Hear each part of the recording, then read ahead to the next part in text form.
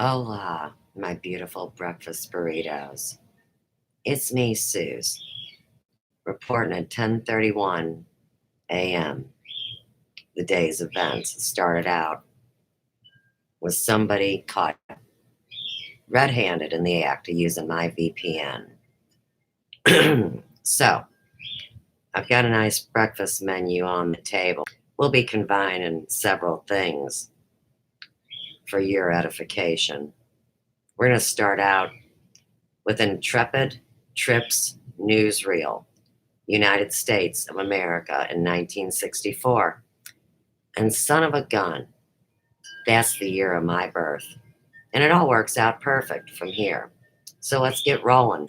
First one's already in and out, didn't even stay. They're off running to tell their cult leader, C.W. Chanter. It's all right. You do your thing, stupid. Everything was just so. Straight lines, straight values, straight shooters. Like Chanter's parents. And there was hardly any fun. Then came Keezy and LSD. Nobody knew what to make Ken Keezy and his merry pranksters, but by the end of their trip, America was a very different place.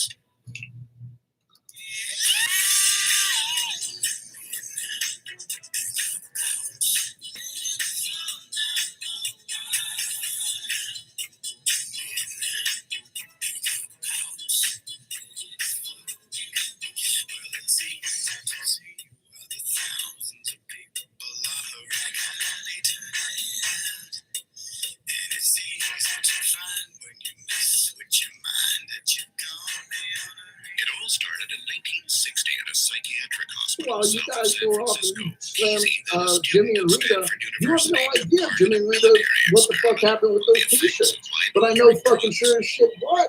You are incorrect and you identified him as Steve C. So whoever fucking jacked Jay Widener and lied to him and told him that it was Steve C., Jay Widener, congratulations, some anonymous email sent you fucking incorrect Tag data. Jay Widener to Robert Turned his Phoenix. observations of He grabbed those your fucking mates into his famous And 1960 God, novel, good for One Flew you. Over Maybe the an excellent So many lies. Good for you, But Kyle. equally To important, they Rudy found when his it true comes to making calling. decisions about what what radio internet radio stations appear on. You know, what's that guy's name? Not Tim Refab, but the guy who works close to Not Tim psychopathic, Refab. Go psychedelic. with the hell. Okay, he gives a fuck. He doesn't care when he plagiarizes and lies. It was 1964. Ever since then, Ken Keezy and his Thank you, pranksters Coach have Wayne. been on the bus. Step right up. Next Avengers. Davey, these Americans don't know a Scotsman from a Welshman, never mind someone from Manchester. I agree. That's my take on it. So Jay Widener, congratulations, Jay Widener spread disinformation last night. The rest was Joy, named Joy, someone Oh, else wait. ID'd that accent, confirming that. Tag it. You don't, someone else Jay ID'd that accent. And You're Groovy wrong, say Steve they will Ballina. sue You're you just if wrong. you replay The their guy at 32 information. minutes That's and what Stina 47 did. seconds is not Steve Because you C. lied to her. It's Jimmy Pearson, who I know, and who Kelly knows, and who the Fader Knock community knows. You made a mistake. Jay made a mistake. But that's the point that I'm trying to make. We're all amateurs here. Ain't no one doing real journalism here. Not me, not Kelly, not Jordan Saylor. No one. And this is how this shit is done. And this is how the mistakes happen. You received an anonymous email with audio clips. If you received an anonymous email with audio clips that didn't contain the actual names and IDs of the people involved, you received stepped-on information, and he's now successfully spread disinformation. That's the way it goes down. That's what's up. Fascination Street with Jimmy Meeka and Sarah Pearson is in the live chat. He confirms. Yes, OOM, I am the voice. So we've got a first-person confirmation. Thank you, Jimmy Pearson, for your bravery, coming forward and identifying it. So it's not Steve C. And then they're going to play the Thomas Crown audio and say it's the same guy. It's not the same guy. Jimmy Pearson, could you please confirm in the live chat that you are not the individual? He said they writes not of Thomas Crown though. So it's incorrect. The link up between the person on the at 13 minutes and 47 seconds, that audio clip, the link up with that is the identifying voice of Steve C. and identifying Steve C. as Thomas Crown is mistaken. Corrected. That's what we're doing here. We're correcting the mistake. Who knows it? Everyone in the Fade or Not community. Well, not everyone, but the inner circle of the Fade or Not community. Not the tight circle, but literally the people that are on the regular, on the chat, in the live streams, in the Spreaker hangouts know this story about the UFO Club and know that it's not Steve C. from the Caribbean Alliance. And know that it's Jimmy Pearson. Quality of the provenance of the data. Sexual cult, That's my note to myself. And I've already talked about it at length, so I don't need to talk about it. How does Jay know it's Steve C.? So then you know that Steve C. identifies as being from England on Twitter. Thomas Brown, his YouTube videos are made with an English accent. And then people say, oh, Steve C. is Thomas Brown. Let me ask you a very simple question.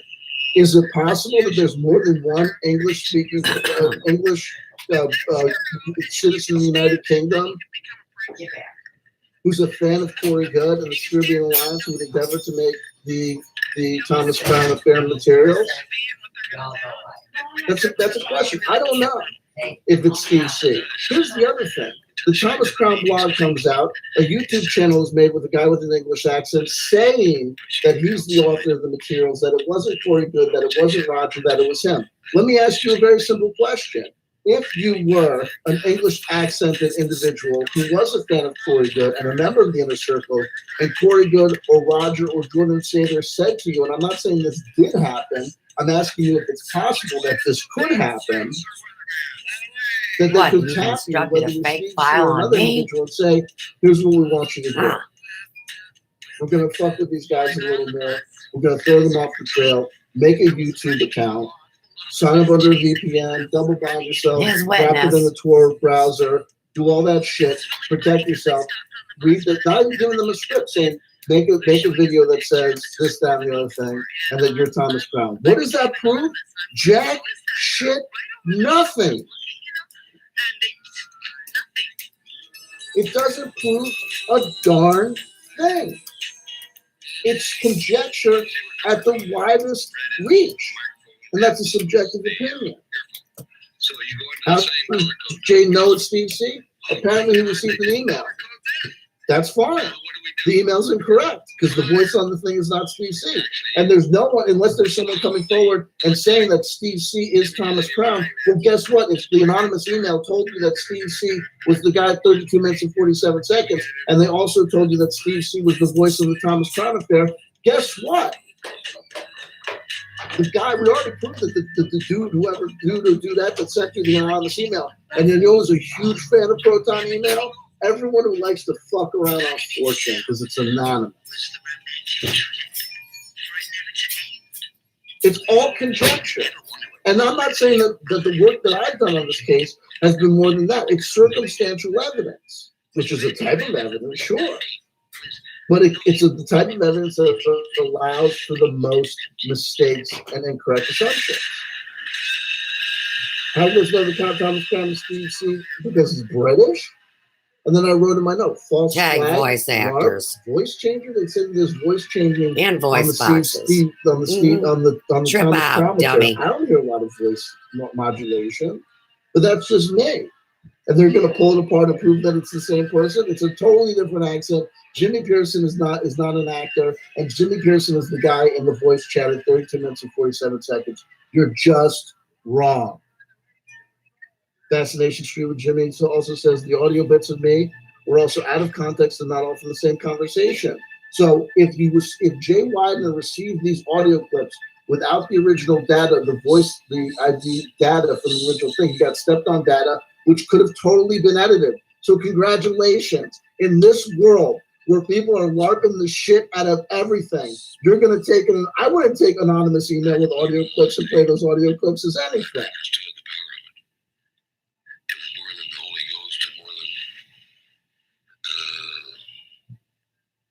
Jesus and No, Stina Bobina says, but it was Joy's voice. Joy's voice for sure there. Did I say anything about Joy's voice?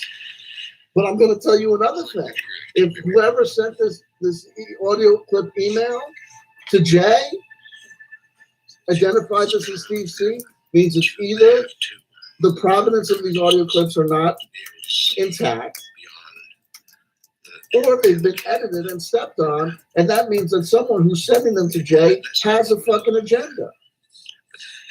And let me tell you another thing. Who might have an easy agenda? If this is pure speculation. Who might have an agenda to get this thing going again? Members of the Syrian Alliance. There has been speculation in the past, fairly reasonable speculation by fairly intelligent people to say to me, hey, CW, have you noticed how every once in a while, out of nowhere, when shit starts dying down, all of a sudden Corey Good starts to fuck around with you again? What you saw in the people's faces. No press is bad press? That could be an allegation. Whether it's a financial motivation, whether it's strategic, or whether it's just emotional. People tuned into my YouTube channel, people tune onto my Facebook, people get the conversation started, people are talking about me at this point in time. That's a good feeling. That makes me think that things are building in my career. That means things are picking up or doing good.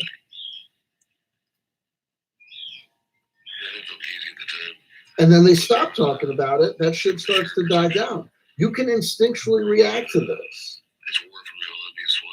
All this stuff is bad news.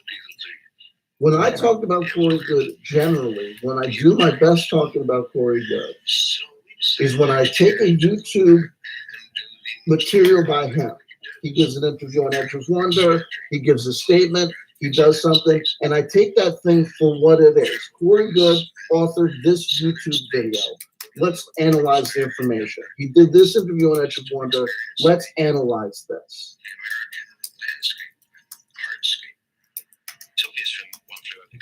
That's when I do my best work. When I do my worst work is when I'm taking little bits of Twitter posts and trying to be amateur detective. You also identify somebody as Rob Benoit on the thing. I don't hear it. I understand who you're saying this is Rob. I don't think it's Rob. I'll tell you who I think it is, and I don't know who it is. I'll tell you who I think it possibly. I think I hear Richard's voice, Richard Ramsord, who I've talked to on Skype. Used to talk to him on Skype all a fair amount of time. Now my real count, this Godskate stuff again? Yeah, and it's fucking old fucking news. Don't make a video on 2020 on February 5th of 2020 and call it Corey Good finally exposed. This shit is all fucking old information. Stina Bobina, this is a great distraction to take off joy in what you said about Emily and Patty. It could have been cleared up. Jimmy, I wasn't going to do it, but gung-ho, though, because you have a child. I disagree with that analysis, Stina Bobina, with all due respect. The notion that this is the same mistake that I made, which was to say, if we're trying to achieve some goal, if we're trying to spread this information, then if something else happens in the corner that's not accurate, fuck it. Let's forgive that. Let's totally forget that Jay Widener was the guy that promoted the shit out of Corey Day. This is old fucking news. And not for nothing, and no offense, it was old fucking news before you showed up on the scene. God bless you. I ain't hating. I'm just making a call. I'm just talking true.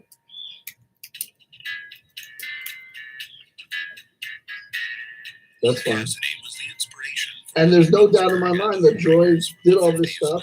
There's no doubt in my mind that Steve C, who was running background and running defensive line on Twitter during the whole original Thomas Crown Dockskate affair, is involved in this community. That's not the issue. The issue is that we have a teachable mind. Because notwithstanding the other stuff about Joy, the ID of people on this thing and the reporting of information received anonymously creates mistakes. It's creating a mistake here. It muddies the water, and it does things. Because now when people are trying to discuss these things, everyone who's in the Fade or Not community who knows that Steve C is not the voice on that audio log is now going to question Jay Widener and say, why is Jay Widener saying this is Steve C when he's wrong? They're either going to say he's mistaken, and if he's mistaken, and this happens to me all the time, I say something dumb, and then that makes everything else I say come under question. That's why Uni Rock was able to exploit the fact, because I was too confident and overstated the case on certain things. Uni Rock was then able to come in and exploit that oversimplification and overgeneralization and say, CW Chanters says that Corey Good was involved in the doxing Joe from the Carolinas. He says he's got smoking gun evidence. This is not smoking gun evidence. He hasn't made his case. That's given the all due respect to Unirock and giving the most simplified statement. He said all sorts of other crazy shit. I'm not defending him, but I'm saying I left myself open to it. If you're in the boxing ring and you leave your left flank open, you left your left flank open. If you get hit, you get hit. And none of this fucking shit matters. My life does matter. Because to reach the people that are at risk of falling into the Serbian alliance, to warn the people that are at risk of falling for Corey Good's disinformation lie, all you need to do is talk Drop about it like it's hot, Corey stupid. Good and how ridiculous the narrative is and how ridiculous the story is. That's my opinion. I'm not Moses. Right I'm now. not Jesus. I'm not Mother Mary in a Sunday dress. You don't have You're to a fucking boy you don't in a have dress. to accept my statement about it or my take on it as gospel. All I would ask you to do is think about it. Natasha Hines adds, point is we cannot confirm any male voice, but we know it was Joy. There was an agenda in sending that email to Jay, who would want it to out Joy while framing the other guy and making Jay look dumb. That's what I'm saying. And that's why it's so hard to get involved in this. And I'm not saying I have that correct conclusion, but what I'm saying is I'm trying to point out the fact that in a realm where to get this stuff really straight, you would need to know really, you don't have to have a degree in journalism, but you damn sure need to have studied journalism. Where are the sources? Protecting anonymous sources, maintaining your resources, maintaining your data, correctly connecting the dots, maintaining objectivity, reporting but not editorializing. These are things that people need to know how to do, and none of us know how to do it.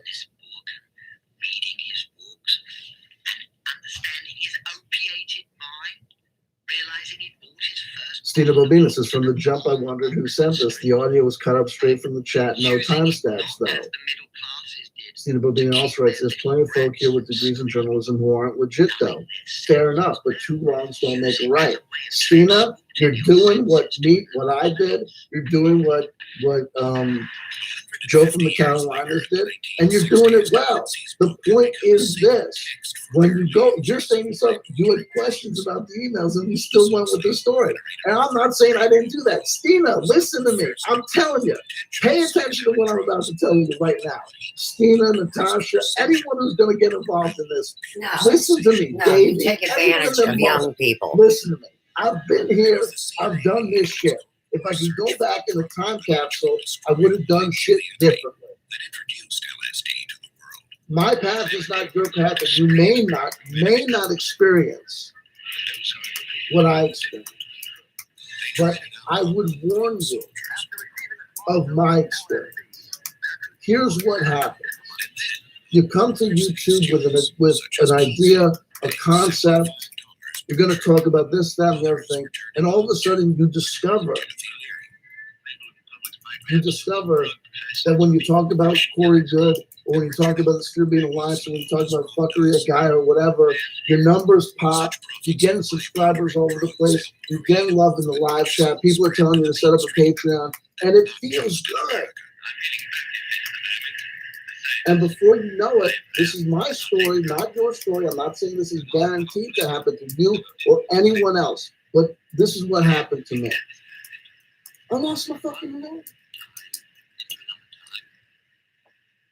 I got too close to the story. And because I'm not a journalist and not trained in journalism, I lost objectivity. People would come out with this and I would respond to things and I would keep on going, doing on it. And what did it get me? What does it get Joe from the Carolinas? He almost lost his fucking job. What did it get me? Google my fucking name. And what's it going to get you? Eventually, all the people playing games on YouTube are going to have to go out in the real world, make $1.01 and get a fucking day job.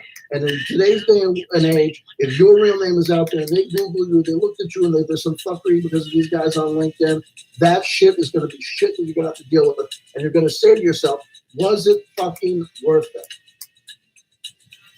And there were times when I said to myself and I said to other people, it's worth it because he's a danger to people, he's a threat to people, and it's like a cult and all this shit. And all that shit was bull fucking shit. There are guys being picked up for petty violent crime on the streets of Jersey where I live that are more dangerous. We need to come pick your fat There are ass people up. that are really hurting kids. There are people. You ever see a person, a woman involved in a real abusive relationship? Don't tell me that's not a Don't cult, tell me I haven't been right? abused That's emotionally. A person trapped. I'm fine. There are dangers in the world, and there are things that You are don't going even on know with the game. abortion. And I'm I'm strong telling enough y'all, to take this it. Doc State shit is a fucking dead horse. And Jay Widener received an email. I'm gonna tell you another thing. You don't know unless you're an IT expert and you see the IDs. You don't know if Jay Widener sent an email to him fucking self. And here's the other thing I'll tell you straight up. Here's what we know. This audio clips.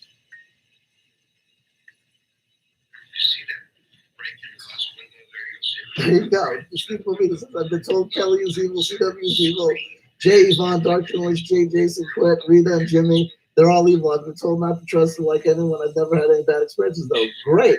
Here's the thing. Check this out. First of all, yo, I am straight up evil. You know what I mean? Kelly's cool. Jay, yo, it's just as dark as me. But where the fucking light, dude? I'm telling you.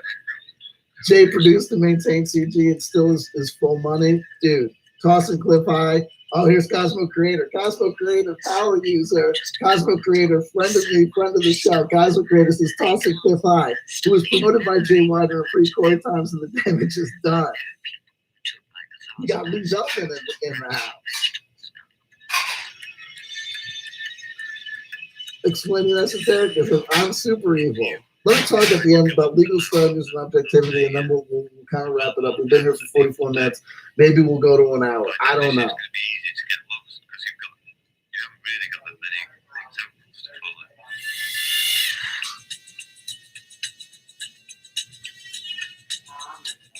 And here's the other thing, Steve. I'm going to be completely fucking honest with you.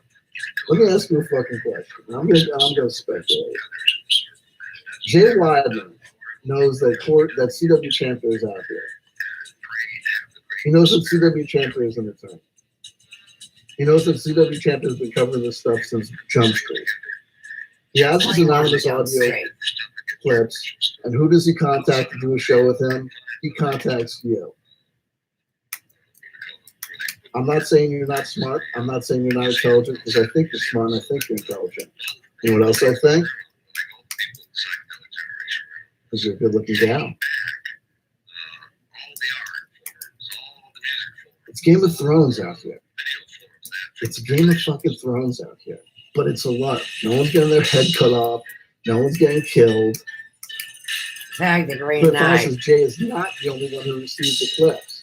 Okay, so now Cliff High knows about this shit.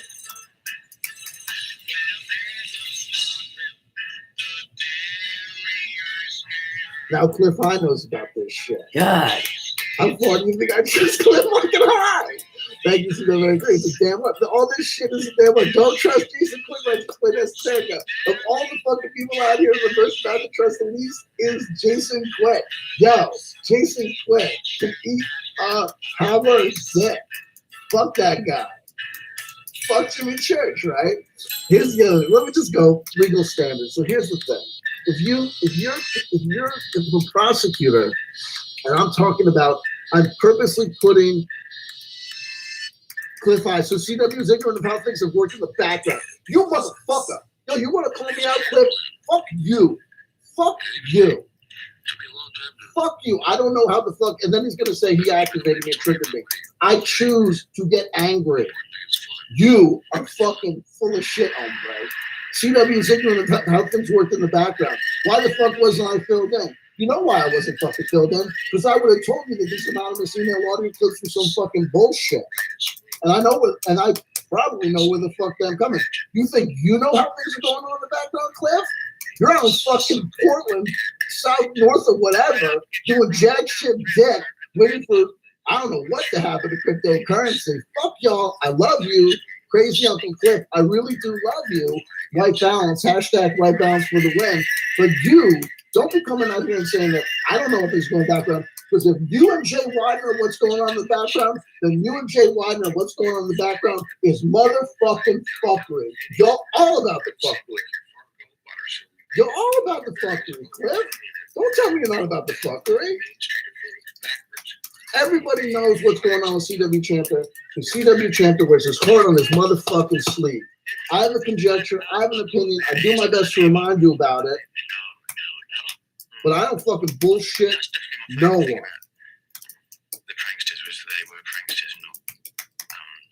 I'm ignorant of how shit goes on in the background. Oh, you in the loop? Spill it, honey. Tell us what's going on in the background. Because here's the thing about occult information.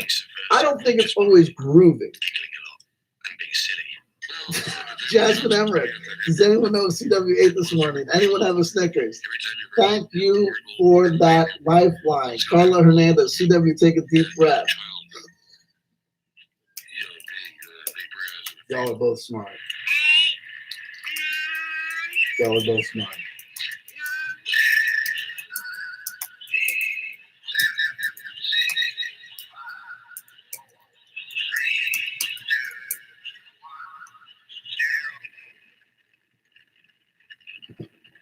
These are the stakes to make a world in which all of God's children. Someone mentions Union Rock and Doja and Escape shows up. Doja and Escape. Good morning, everyone at CW. Good morning to you, Doja and Escape. Yo, this story is a dead fucking story. What the fuck are we doing? What the fuck am I doing? The context. Hello, friends. Watch this video. I think you'll find it interesting. Talking about journalistic standards, talking about legal standards of proof. And again, let me say this.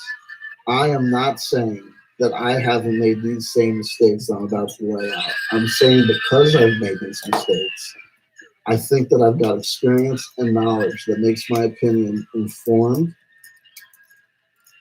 and reasonable and worth listening to. Phil Blair says, when do we chant? At the end, brother. At the end, homie.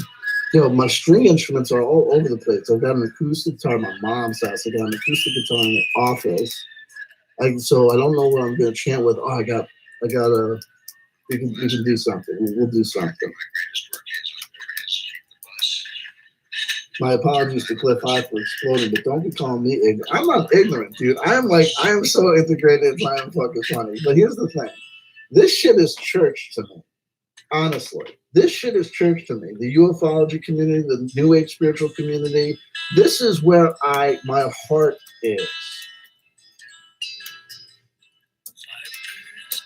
So CW is operating on jealousy, question mark. I refute that conjecture. Honestly, Cliff, I do. I refute that conjecture.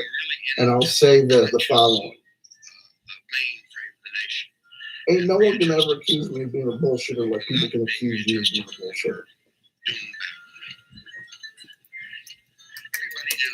The church, the street, the human civilization, the village square.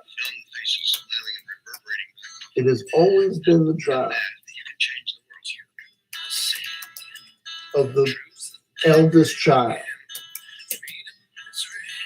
of the street family to shield the youngest amongst the groups, the kids, the toddlers, the tweenies, from the nefarious actions of the creeps who would exploit and abuse them. It's Game of Thrones, and it's cringy, and it's an overstated, hyperbolic analogy. But it's how I feel about this shit. I'm not here on the fuck around. I'm not here. Have I acted out of jealousy before? Sure have. And I'll tell you all my life lessons. Doing it this very morning. Back in the day, when Joe from the Carolinas first showed up, I used to call him the pretty boy. And I used to say, oh, fuck, here's this pretty boy, and he's going to take all the views, and he's going to get all the subscribers and all this shit. Because I just call him a pretty boy. Everyone see Joe from the Carolinas. I'm not trying to diss him, brother. He's not an ugly dude. But the notion that I saw a pretty boy coming, now here's talking about life and how it twists and turns, what I got to deal with now. But I don't got to deal with any of this shit because none of this shit fucking matters. The video views that we have, this getting excited about this aspect of the YouTube community is in and of itself a lot because it's investing psychic energy in something that in the real world is really fucking small.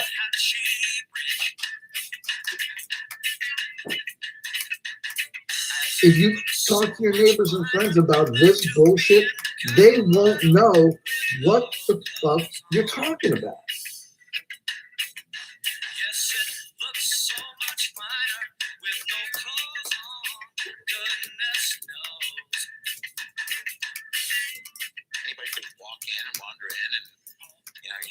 Legal standards. If a prosecutor, a state prosecutor, this is general. I'm talking generally. So don't take this as legal advice. Don't take this as true in your particular jurisdiction or community. But more or less,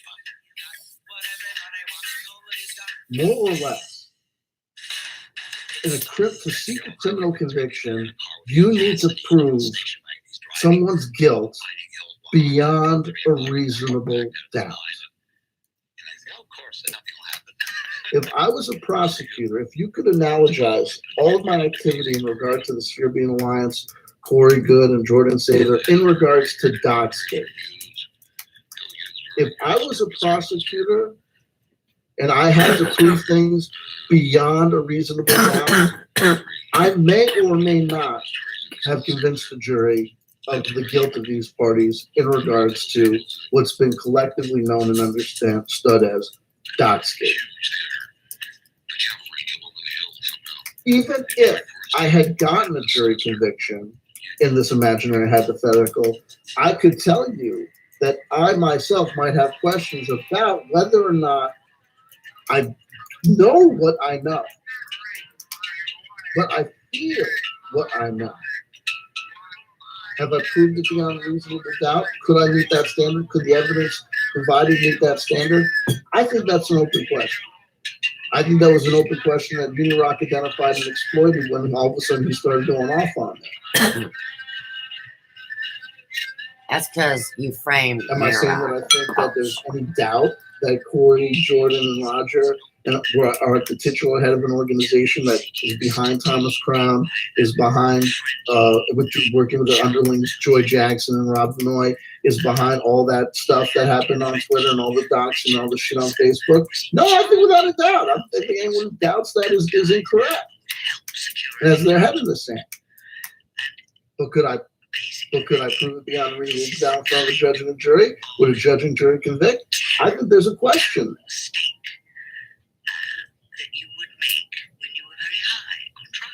Now, coming down one level from the criminal prosecution, let's talk about civil litigation, because that's something that people have bandied about and thrown about in this whole conversation about Doxgate. Who's going to get sued? Who should get sued, and for what and for why, and how about libel and slander?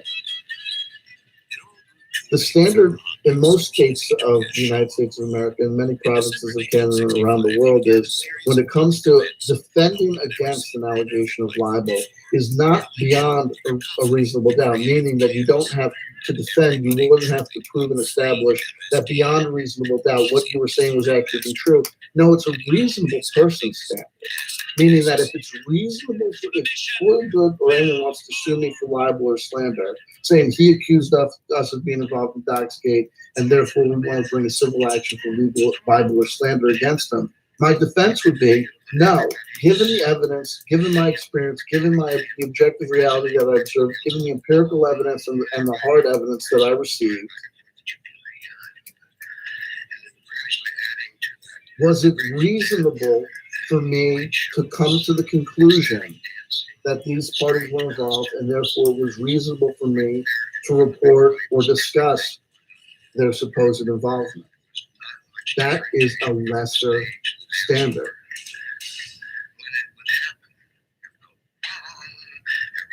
And the point about trying to make those standards is to say that as we go down, Where'd you go, stupid? and then we get to life. We're not talking about criminal litigation, criminal prosecution. We're not talking about civil litigation. We're just talking We're about talking life. about a fucking presidential inquiry.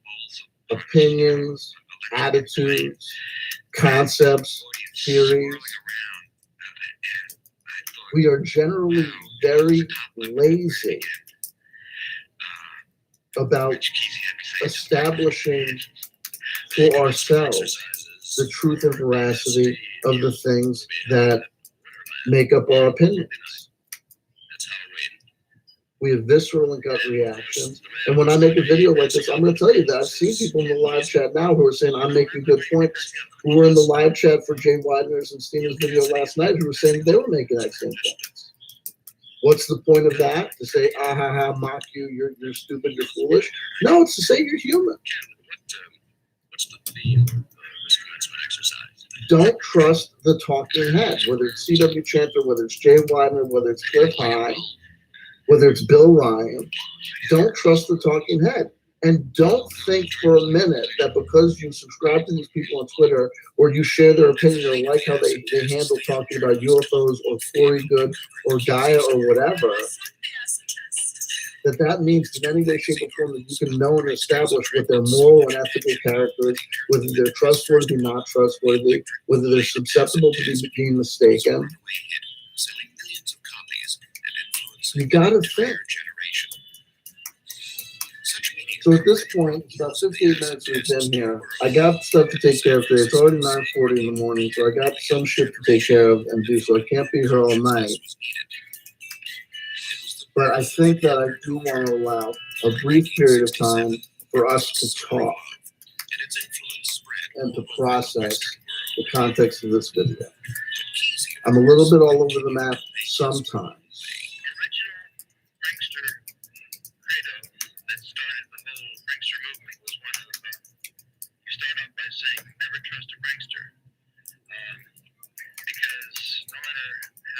I'm all over the map sometimes. But we get to where we're going. But I do want to process and I do want to talk. If you got any questions about what this is, and again, this has nothing to do with the content of their video talking about Joy Jackson. But I'm going to tell you another thing.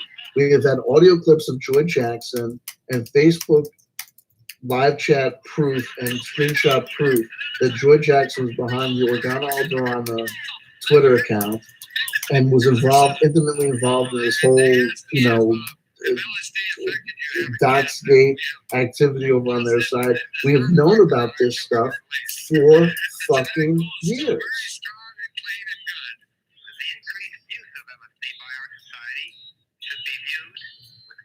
Jasmine Emmerich makes a point. Right on, CW. Know this information from your own exposure experience. Relying on point of view of content creators is like relying on mainstream media to know what's going on. Fascination Street with Jimmy, Mika, and Sarah Pearson says, at Sid Bitch, me too, brother, I'm triggered. I am sorry that you're triggered, Jimmy. And if there's anything I can do to help alleviate that mental stress and strain, please do let me know. Please do let me know. You see Lisa Gray in the live chat. Hi to Lisa Gray. Lisa Gray, I apologize. I know that you send me emails that I've been not diligent in responding to. It's very tough for me to get to some of the emails, especially for the CW Chanters stuff, given stuff in my normal life. Charges and sent to jail for 5 months. Casey, do you feel that you have the right to do what you want and still live in this world? Not my real account. Was the FBI investigation for Joe true? I'll tell you what I believe. I believe that the FBI were contacted. I believe that the FBI gave advice to the parties that contacted them. Do I believe that the FBI thought that it was a priority case that they were going to get to the bottom of? I don't think so, but that's merely my opinion. But I think that it's fair to say the FBI were contacted. Listen, the FBI are working on domestic terrorism. They're working on, child pornography and human trafficking. Unfortunately, there's not enough law enforcement to properly enforce every law. And I'm talking about the serious ones. What is it, like 80% of murders committed by someone who's not intimately connected to the victim of the crime go unsolved? It's a big, tough world. You're going to deal with it, too. You're not going to walk away, you fat ass. Diligent Escape says the only place to find truth that hasn't been co-opted is in our hearts. There's a fair statement Philip's heart is black. there, I think. There's a fair statement there that I think has been said by many people in spiritual endeavors from the east to the west, which is it's like some people even go to the interpretation of Jesus' words, "Render unto Caesar that which is Caesar's," meaning there's the spiritual pursuit and there's the spiritual quest for that higher power and that inner knowledge, that gnosis of what life is really about. And then there's the whims and wishes of the material world around you. The stolen parking spaces, the jerks at the office, the murder, the genocide, and the war. There are things that are out of your control that you merely have to deal with. But I think look at Descartes, the philosopher Descartes, when thinking about what he could know and what he could say honestly was 100% accurate and true, was but one statement: I think, therefore I am. He couldn't figure out, he understood that even back then, he could understand that he couldn't figure out if he was in some sort of matrix created by a cruel puppet master god, that whether the objective world that he believed he was seeing through his eyes, hearing through his ears, smelling through his nose, and tasting with his mouth, feeling with his body, that there was nothing that he could honestly say to prove that that world existed outside of his thoughts and conceptions, because it was nothing but his thoughts and his conceptions that he could say was happening.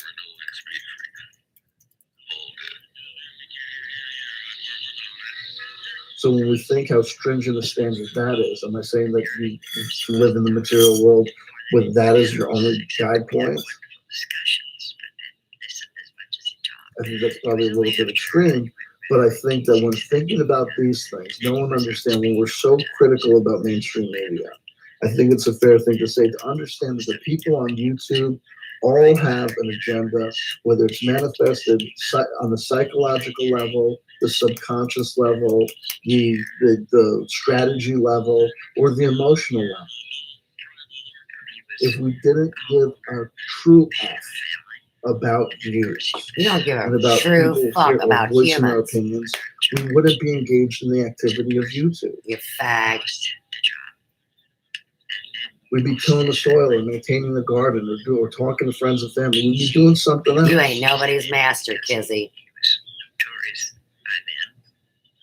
And I'm not saying that there are no true reporters. I have been true. Social media, And you came YouTube, for or me. Facebook.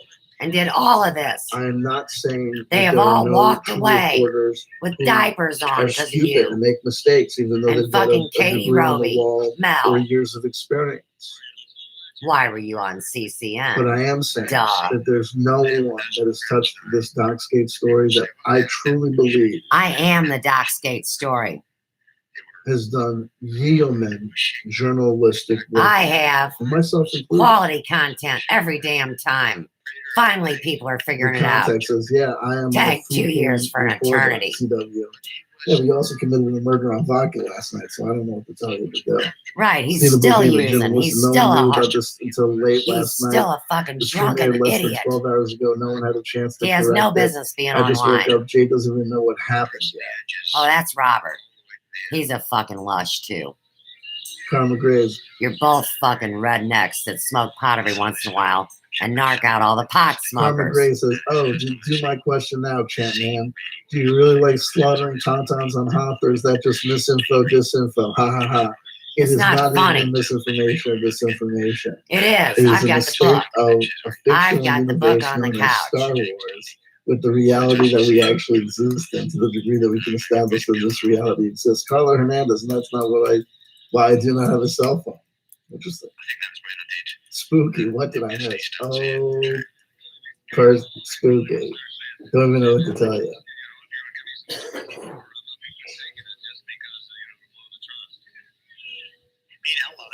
Traumagate, Darkskate. Lee Velvin says Traumagate, Darkskate, and Busygate. What's Busygate? I don't even know what Busygate is, unfortunately. I am not spooky. I'm a nice girl that has been We've attacked got her whole David life. Sweating, the Lost Word podcast. Fucker. Check it out. Wanted to be outlaws, and we honestly believe that Elvis Presley did too. Elvis? What's he doing in an acid here's movie? here's the thing. Oh, The no. audio that was played at 32 minutes and 47 seconds. Freedom to live my life as I decide. Even if you got this Number audio one clip, and always it's the gets only you. audio clip you had, what is the evidentiary priority of putting that out there? All I heard was a dude talking about Jimmy Church letting him down and telling a personal story about his kid. Why the fuck was that put out there? Because you guys did it to prove my that there's kids. a guy on this audio log that Jay received anonymously that's got a British accent, and the guy that did the Thomas Crown videos also has a British accent? That's how stupid this shit is. You're stupid. That's how stupid people are behaving. And I'm not saying I haven't done stupid shit. I'm saying, Oh, you did it all. listen, benefit from my life lesson. No, Don't repeat you're not the getting mistakes off that I made. easy. I'm still not justified. Don't repeat the mistakes that I made. I'm going to fuck you up. Rumor, innuendo, hearsay. You're going to If jail. we're talking about the Church of Scientology. You can't be we're talking about rehabilitated. the You don't fundamentalist deserve a movements. lobotomy. And the crimes that are being accused are denial of people's fundamental human rights, the Mine. destruction of the life of journalists, the murdering of Yes. dogs, the using of lawyers Yes. in a pit bull fashion to destroy people's Fucking lives, right. the use of private investigators to stalking, harass tagging and to into the point of witness. mental insanity, or in the case of the fundamentalist Mormons, the trapping of women into abusive, Yep, my whole life. sexually exploited things. They just like my body. You know, absolutely. But then again, there's real journalists that are investigating that shit. What are we talking Oh, about I'm here? We're talking about investigating it, fuckery on the stupid. internet. People did some shit and put out some personal information that they shouldn't have done. You They put acted out in a mine. nefarious fashion. Is it You fucked put up? all Yeah. mine Are we gonna out stop there. it? Ouch. Every bit Do of we it. know? Was there any doubt? in Even people medical that know records. that? Do you really think that there are people that still hold on to the point of view that Corey good as gold I and want can't be this fat sold, or that bitch Joe sanctioned. Jackson is doing the Lord's work Tarred by and feathered. defending him, who are going to Blue listen to feathers, this I've asked audio before. and change their mind? For the whole world to see. I'm Show telling me you, the Blue take it from Arabians. me. They're not. Never say never. I can't guarantee the future. Oh, yeah. What do I think? I think Hodgepodge you and can't feathers goddamn work thing. great. Spooky. Audio CW was used without permission. Oh, Right. I'm telling you. Spooky. You Look, just got it wrong. You're No using one my can damn say that. router I'm sorry. without my It's just, permission. like, You're using my shit. I'm going to My share router, a quote my internet, from the fantastic movie. all of it. Um, I'm gonna fuck you up, The Chanter. Big Lebowski. You're not even half the man that's worthy of being in You're my like a child, Spooky, presence. who wanders in the middle of the movie and demands to know what's going on. Yeah, you guys were gonna kill me and roast me. Fuck you. A presidential roast. Fuck you. And the central message that it would be better if people did love each other. Oh, did I shut your stupid ass up for a minute? What happened to That stupid? kind of becomes, Chanter, you feel a bit where'd you go, you stupid, bitch? you feel a bit embarrassed to say it, but I do think they would Yeah. be Well, what it's all about with these guys is not getting caught. When you're fat and stupid, how do you not get caught? And a liar. And a fucking demon worshiper. You got it. Stephen Medina writes, no, I don't, and I'm sorry, but I bet if this really was Steve in the audio, this would be a different reaction. Lol. Probably. I mean, if it was really Steve, the error, the incorrect error wouldn't have occurred. And I'll tell you honestly what would have happened. Probably being that I think that I'm fair in my more than just. See, here's the deal. Honestly, if there was no reason for me to believe that a mistake had been made in the reporting last night, there would be no need to make this video. The only reason this video got made today, this video, I mean the video that I'm making now, is because there was a grievous error that made. It was just so absolutely incorrect. No, you got caught. Underlined the need for this teachable moment. I think the mistake in and of itself is the mistake. That's whatever. Okay, so here's what it is. They needed the whole world to see this play out. And I've been taking the hits. And I'm done. And I know my time is coming. It's right around the corner. We're fooling ourselves. And when amateurs show up and do shit, the worst case scenario is, let's take amateur wrestling. We see pro wrestling, so we're going to do backyard. This is I'm important. going to be the great Tag, dude. the Bergs. I'm going to fight Jimmy Pearson. Bergs. Who's going to be the amazing Brett. You know, Mr. Class. On YouTube. We set up some foldable park Real live makeshift wrestler. ring. We put streamers around it. We break out the old VHS camcorder. CW. And we then Stupid decide to wrestle like you saw on the fly. As adults, I'm not talking about kids, I'm talking about amateur backyard wrestling. Best case scenario, you have bad wrestling. It's stupid. And the Amazing Brit is going down. You know, your friend in the background doing a microphone for the VHS camcorder being like, and the Amazing Brit is going down. And, it's a suplex. It's a suplex. You know, and it's stupid. Kids running around on a trampoline. It's fucking bullshit. But the worst case scenario, somebody breaks their fucking back or their neck. Jump. There's some shit we have to leave to professionals. And if we don't leave professionals, yes, Johnny, attention is off Joy. You didn't need any attention. Who the fuck is Joy Jackson? Do you have any concept how small Joy Jackson is in the scheme of fucking things? I am not Honestly, small. she's not even Corey Good. Fuck you. And what are we going to take the attention of I'm wrong, but I'm taking the attention of Joy Jackson. The attention should be on the Joy Jackson. How about putting the attention on Corey Good, Roger Ram, Soren Jordan, and Sather? Patriotic symbols. It's stupid logic. No offense. No offense.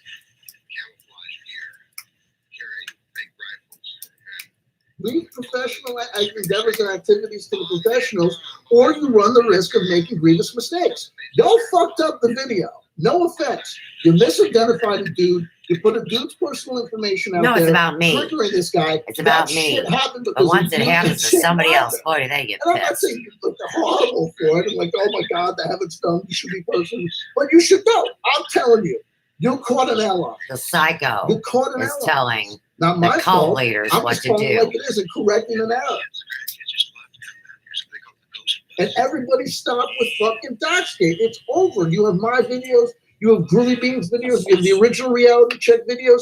The people were there at the time and place, laid out the timeline. Anyone who wants to go to the first-hand information, these videos are not 20 years old. These videos are not hard to locate. The testimonials are not in sealed documents. The books, the contemporaneous books published at the time of Lincoln's assassination have not gone out of print.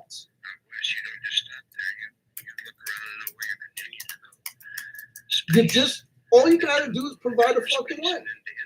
No links. No more and also links. 4781B money sign 446 hours long. Dude, no one can listen to all that bullshit because there's people that do. And FYI, if you want to do, hey, fair enough. The context. CW, please start at the top and clearly explain what the issue is. I think we can do that because we got 104 listeners. And do me a favor, folks. Listen, clip this part. Let me see if I can do this. Let me see if I can do this in 5 minutes, and then we'll call it. We gotta move on with our lives. Okay. Last night, Jay Widener on his reality check video, on his reality check YouTube channel, made a video featuring Stina Bobina, wherein they brought forth some audio clipped information and did some hypothesizing and made some statements regarding them and what they held and contained.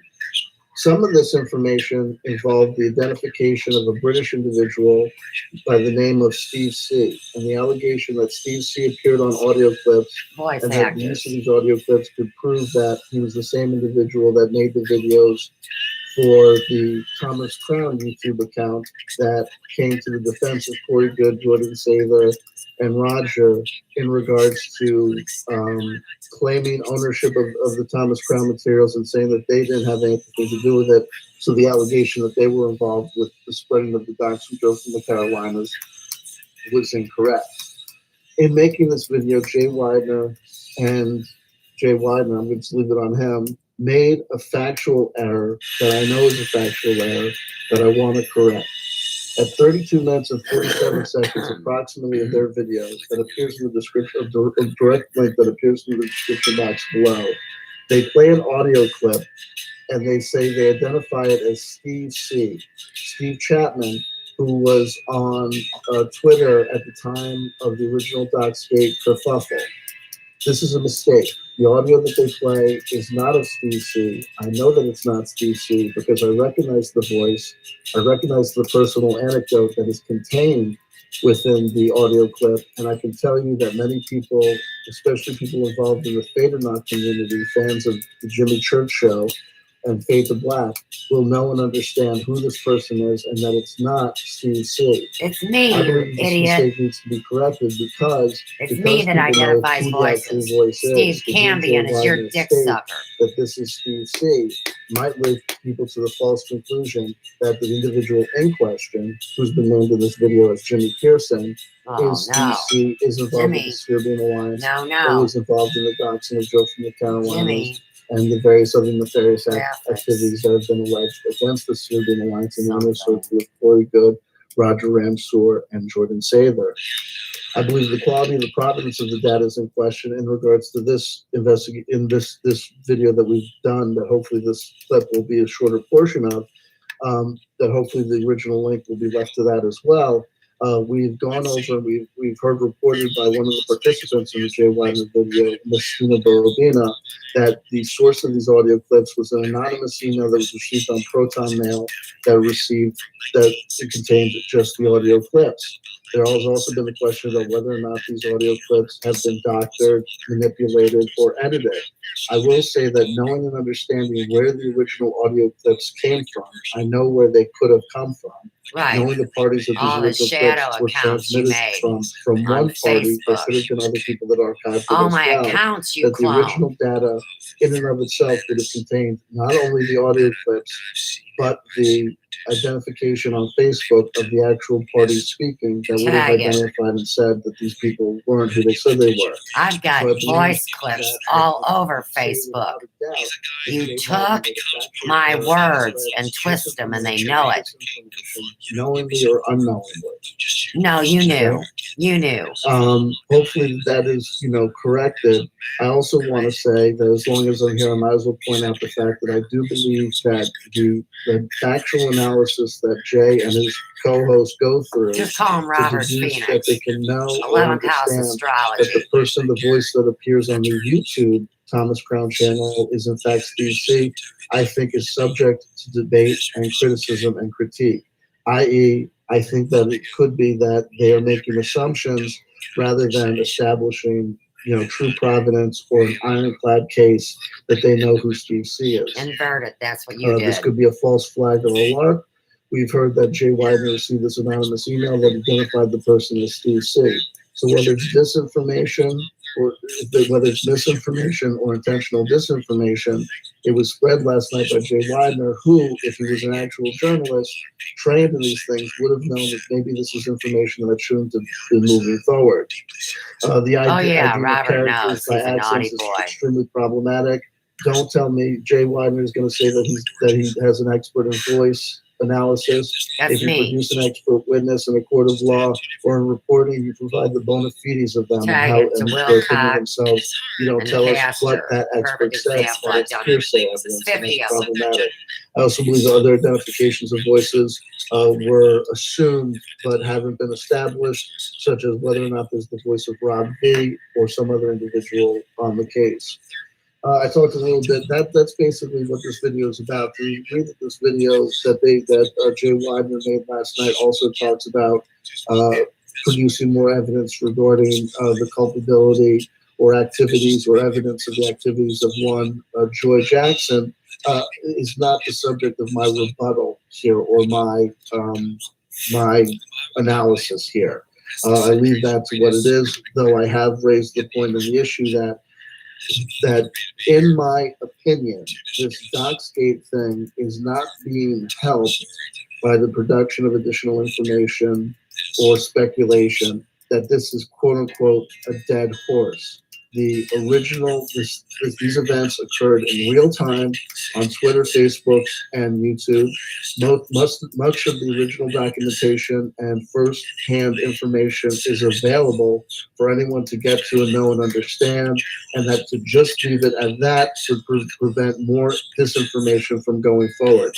Also, not saying that it's disinformation or misinformation, but if the source of the Joy Jackson testimonials or voice recordings is the same anonymous source that incorrectly identified Steve C as the voice originally heard, then we know and understand that the person that sent this information to Jay Widener could have done so mistakenly, or they could have done so with malice aforethought, with some sort of agenda in mind. I hope that's a simplification of my analysis, and I hope that serves to bring everybody up to speed. Okay. So again, if people want to clip that portion of my video, that's fine. I also want to say this: when we're talking about things in the background and stuff in the background, there are a lot of people involved in this community. The enemy of my enemy is my friend. Yo, that's a great way to get stabbed in the back. Honestly. He received an anonymous email.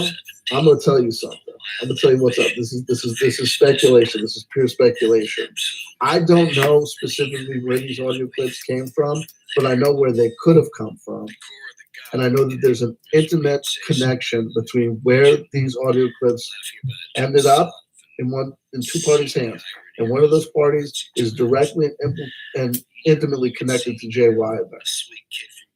So either somebody he knows is on the make, or somebody said, we're going to send this to you anonymously. And remember, we've got Cliff High in the live chat saying that I'm ignorant as to what's going on in the background, which means that he knows what's going on in the background. Cliff and Jay Widener are like this. They've been promoting each other since back in the day. And all these people, there's fuckery with all these people. I'm telling you. So that's me. That's what's up. And that's my video for today. You suck, I hope this helps. I hope it doesn't hurt. I hope it's great for the evidence. I appreciate your stupidity. Which is why we shouldn't be fucking around here on amateur hour.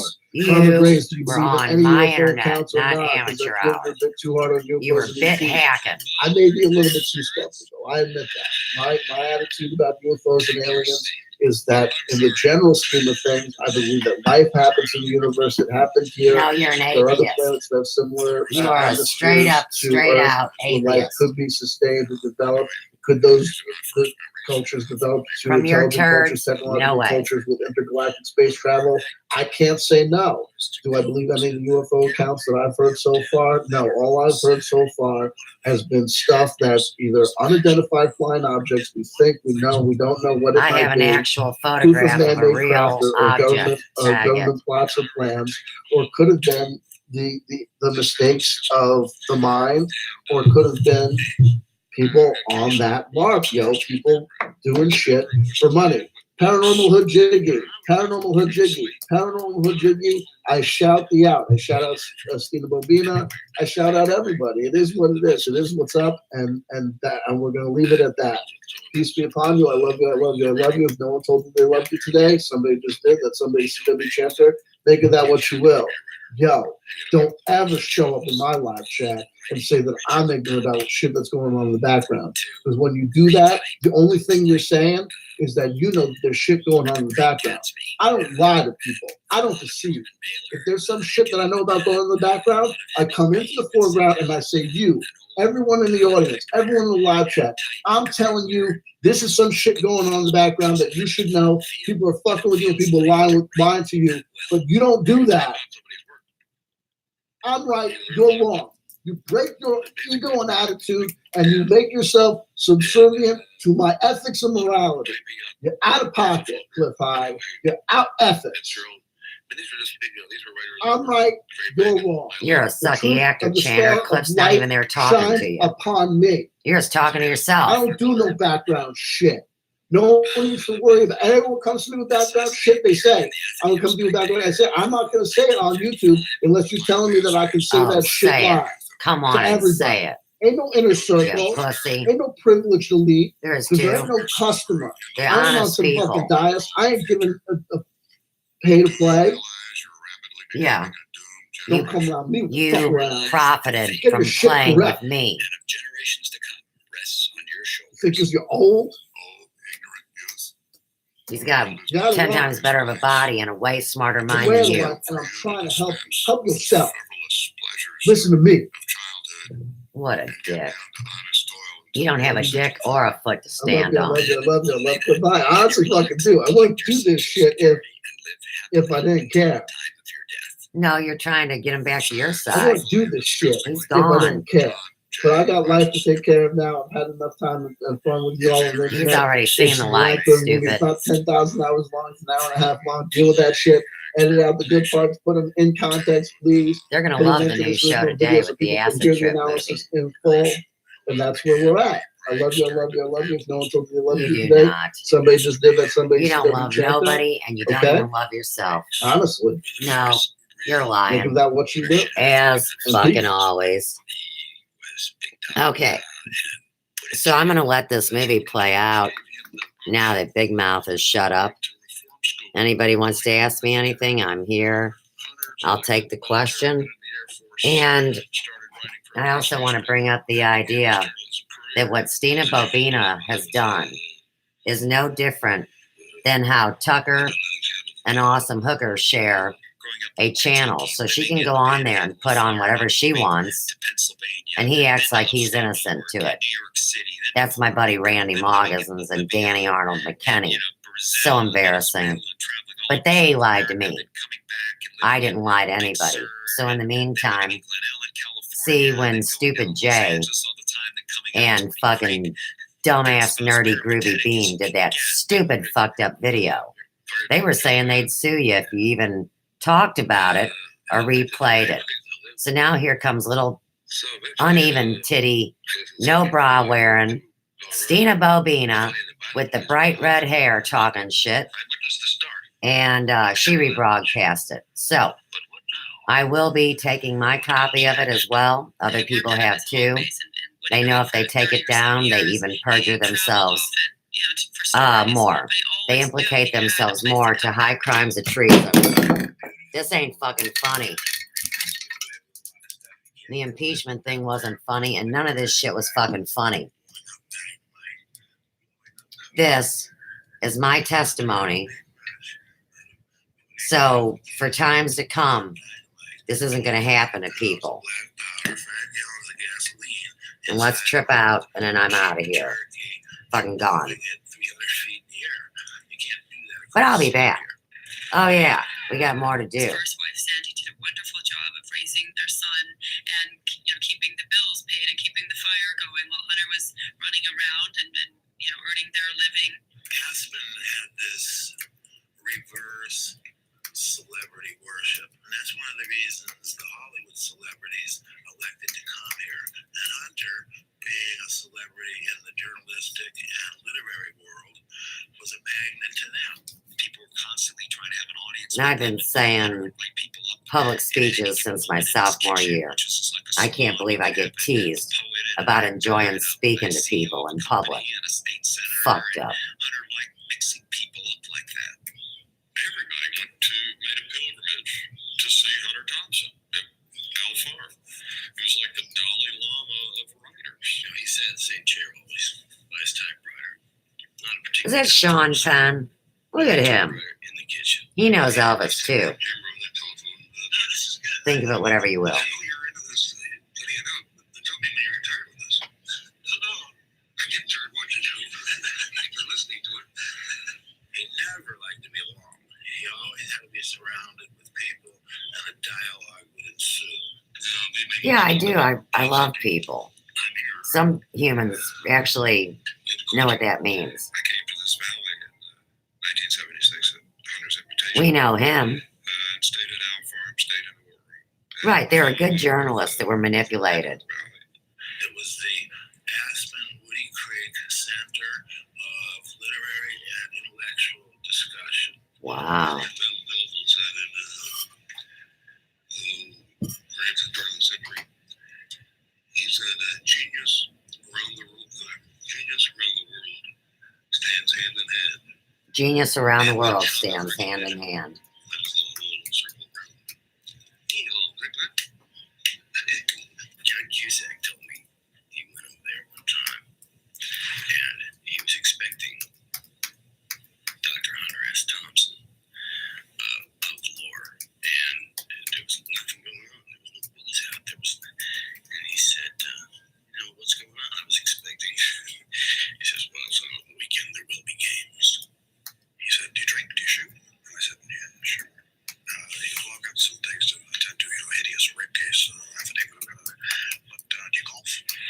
Sure. So he put me out, give me some whiskey, a shotgun, and he had on his porch a game called Shotgun Golf, where he had back where the monument is now, he had a little, green he had set up, and you'd take a bucket of balls and you'd hit the ball out, and if you could blow the golf ball out of the sky, then, that was fair.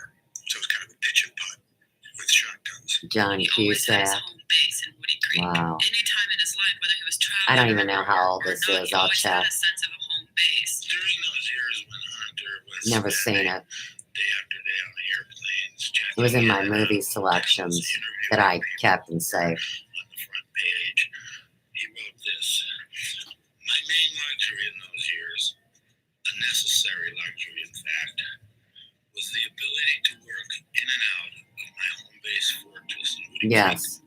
It was a very important psychic anchor for me, a crucial grounding point where I always knew He's speaking the truth. friends and good neighbors.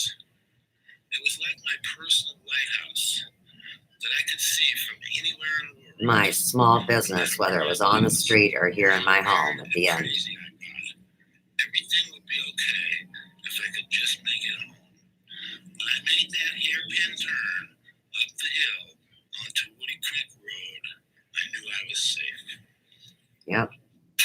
Got it. The word is Gonzo.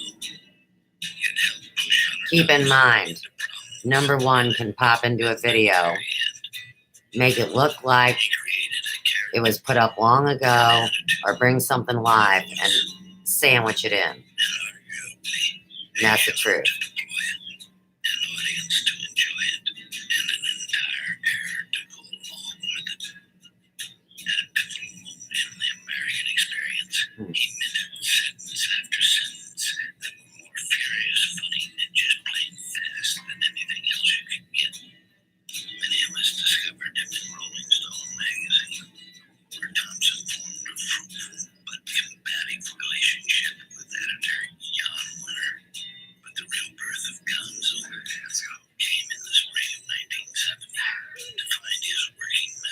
I wonder what they're spraying. Is that a smoke machine, Vince? And make the acquaintance of a seemingly buttoned-down Welsh illustrator named Ralph Stedman. The piece was called The Kentucky Derby. I gotta tag Stedman Graham. Operations and the coup conspiracies would continue to the end. Stedman Graham knows what's been going on behind the scenes for a long time. Promise, I have his book. It's not Oprah, it's about Stedman being a cool guy. Ralph Stedman, naive English artist, came to Kentucky to meet up with On 420 acres? and interpret the Kentucky Oh, Derby. sorry. He knew nothing of Hunter. Hunter knew nothing of I don't know nothing about these fools. They all know me, and it was so I know them. a drinking binge. That was my first visit to Right. America, and I hit Too a much bullseye. fucking alcohol and cocaine. Two men in America. I'm gonna be quiet. That could have been anybody. I should be smoking a joint or something. Jeez.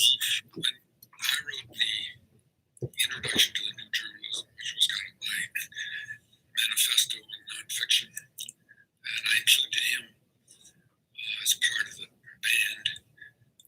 His response was, "No, I write gonzo." If you're thinking about the Cultural Revolution, the upheaval of the late 60s, early 70s, he was not only reporting it, he was part of it. I am a professional journalist, and I know the difference between a secondhand story and one of the aggressive first-hand development. What we were looking for in the Kentucky Derby was actually the decadent, depraved face of the Kentucky mid-julep crowd, you know. And he injected himself very much into his reporting. So We know all these the stories dudes. and he were almost one and the same. After a week of wanton excess, the two of us And this is about acid, right? got ourselves in such a hell of a Tag it state. to the liquid acid they spray out at us over the internet. There's the decadent. It's funny as shit. It was us. Uh-huh. Not a prisoner, a journalist. He ended up talking about us. So he Right. started to invent a scenario for his own kind of writing. I think his main energy source was taking what we call journalism and making fiction out of it. With an hour or so to kill Yep. before we had to catch the plane, we spread his drawings out on the table and pondered them for a while, wondering if he'd caught the proper spirit of the thing. Tag proper We couldn't spirit. make up our minds. The truth in what Hunter wrote is in equal balance Tag Hunter Biden. with the imagination. His hands were shaking so badly that he had trouble holding the paper. The real people that you think are the people aren't the people. Get it? They're actors. Shit, he said. We both look worse The than real anything in people had to take down the bad people. years. Nobody lied to nobody. And where imagination takes over. You know, Right, imagination took came out over. here to see this terrible scene. Sure as fuck. People all pissed and out of their minds and vomiting on themselves and all that. And now, you know what? It's us. Well, all right. So much for that one. People ask, did he write fiction? Is it fiction or is it journalism? You know, there's this big My blur story is that- pure that fact. he occupied and even seemed to map. I don't know Other if that- factual writers have had to write under fiction to not be persecuted. All the way artists and Right, number one? thinkers and journalists. Kind of like your story. He'll tell you the truth, but he's going to tell it to you in his own way. Fucking right. Because He's crazy he is in a good bodily way. So present in the story. Right. Elvis will tell it to you his way. Enough to trust his voice, but also distrust and be skeptical at the same time. Yeah. Madness. It'll turn you into a wild man. I desperately needed the facts. I'm still his friend. All I ever wanted to be was his fucking friend. So less than And everybody had to make it into an orgy. I include myself as this sort of big potato in the stew. You know, I like to say Bill that. Murray. It's God like a love giant him. potato in the stew and a They're giant all potato here. in Hunter's stew was himself. The important thing was that there was no story until he got involved in it. Right. That's Chanter. And he just said it on this video. Nuts and bolts of a story, unless he was a part of the story. I think they pumped this in. I can't believe this was always here. I mean, now it'd be here forever, but I've been trying to explain to you guys how this works. A situation in order to get a reaction. And once he got a reaction, Oh, they knew I'd give them a reaction. when the boat got too crowded. Then I learned that President Nixon had been eaten by white cannibals on an island near Tijuana for no good reason at all. What he was an exhibitionist and a man of enormous Look at the sideburns. Tag it to Elvis. Most people Oh can't handle my. the action on whatever they choose or have to call their own turf. And I love Johnny Depp. Don't you tell me he's a baby-eating Satanist. I'll push their luck any further. That was always the difference between Muhammad Ali and the rest of us. He came, tag Elvis to Muhammad Ali, and if he didn't entirely, because that's Adam. he came as close as anybody we were Or likely to Elvis see after he left offed this himself. new I don't know. generation. Nice piece. I think he was kind of a beacon for dissent, throughout his whole life. He was a place people could turn to Elvis? Yeah, to get a moral argument from a immoral outlaw. that's right. I was a good criminal at one point, and probably still am in some Oh my gosh, it gets better by the minute. In part because Tag the phenomenon. to attract so considerable a following. Obviously, one of the things I have to appreciate as an American. 1978. All right. Is stupid or insane is that Tag stupider. I love that word. I can function here. He was an old-fashioned anarchist. He did not believe in institutions. Hey, wait, let me get And something. that meant he didn't believe in even the institutions of the counterculture. I don't think that there are many societies or social Years ago, Dr. Dunn told me or I could function. that I'm supposed to know what this symbol is. Perhaps a lot of people think it's much better. That's the best argument for destroying Exact. it gets rid of people. Don't just say anarchy, because it's not. The smudges are intentional. Whether it connects or doesn't is intentional. He was intentional in this design. I'm talking about Dr. Dunn that mysteriously jumped off the face of the earth. So in that sense, Whoa, he hang on. exploited people who were looking for dramatic potential. Fuck, drama. Dr. Dunn had an eyebrow that he could move around at whim. What an interesting guy. I'll have to tell you guys about it someday when my intellectual property is protected completely. That's Adam. George McGovern and Hunter,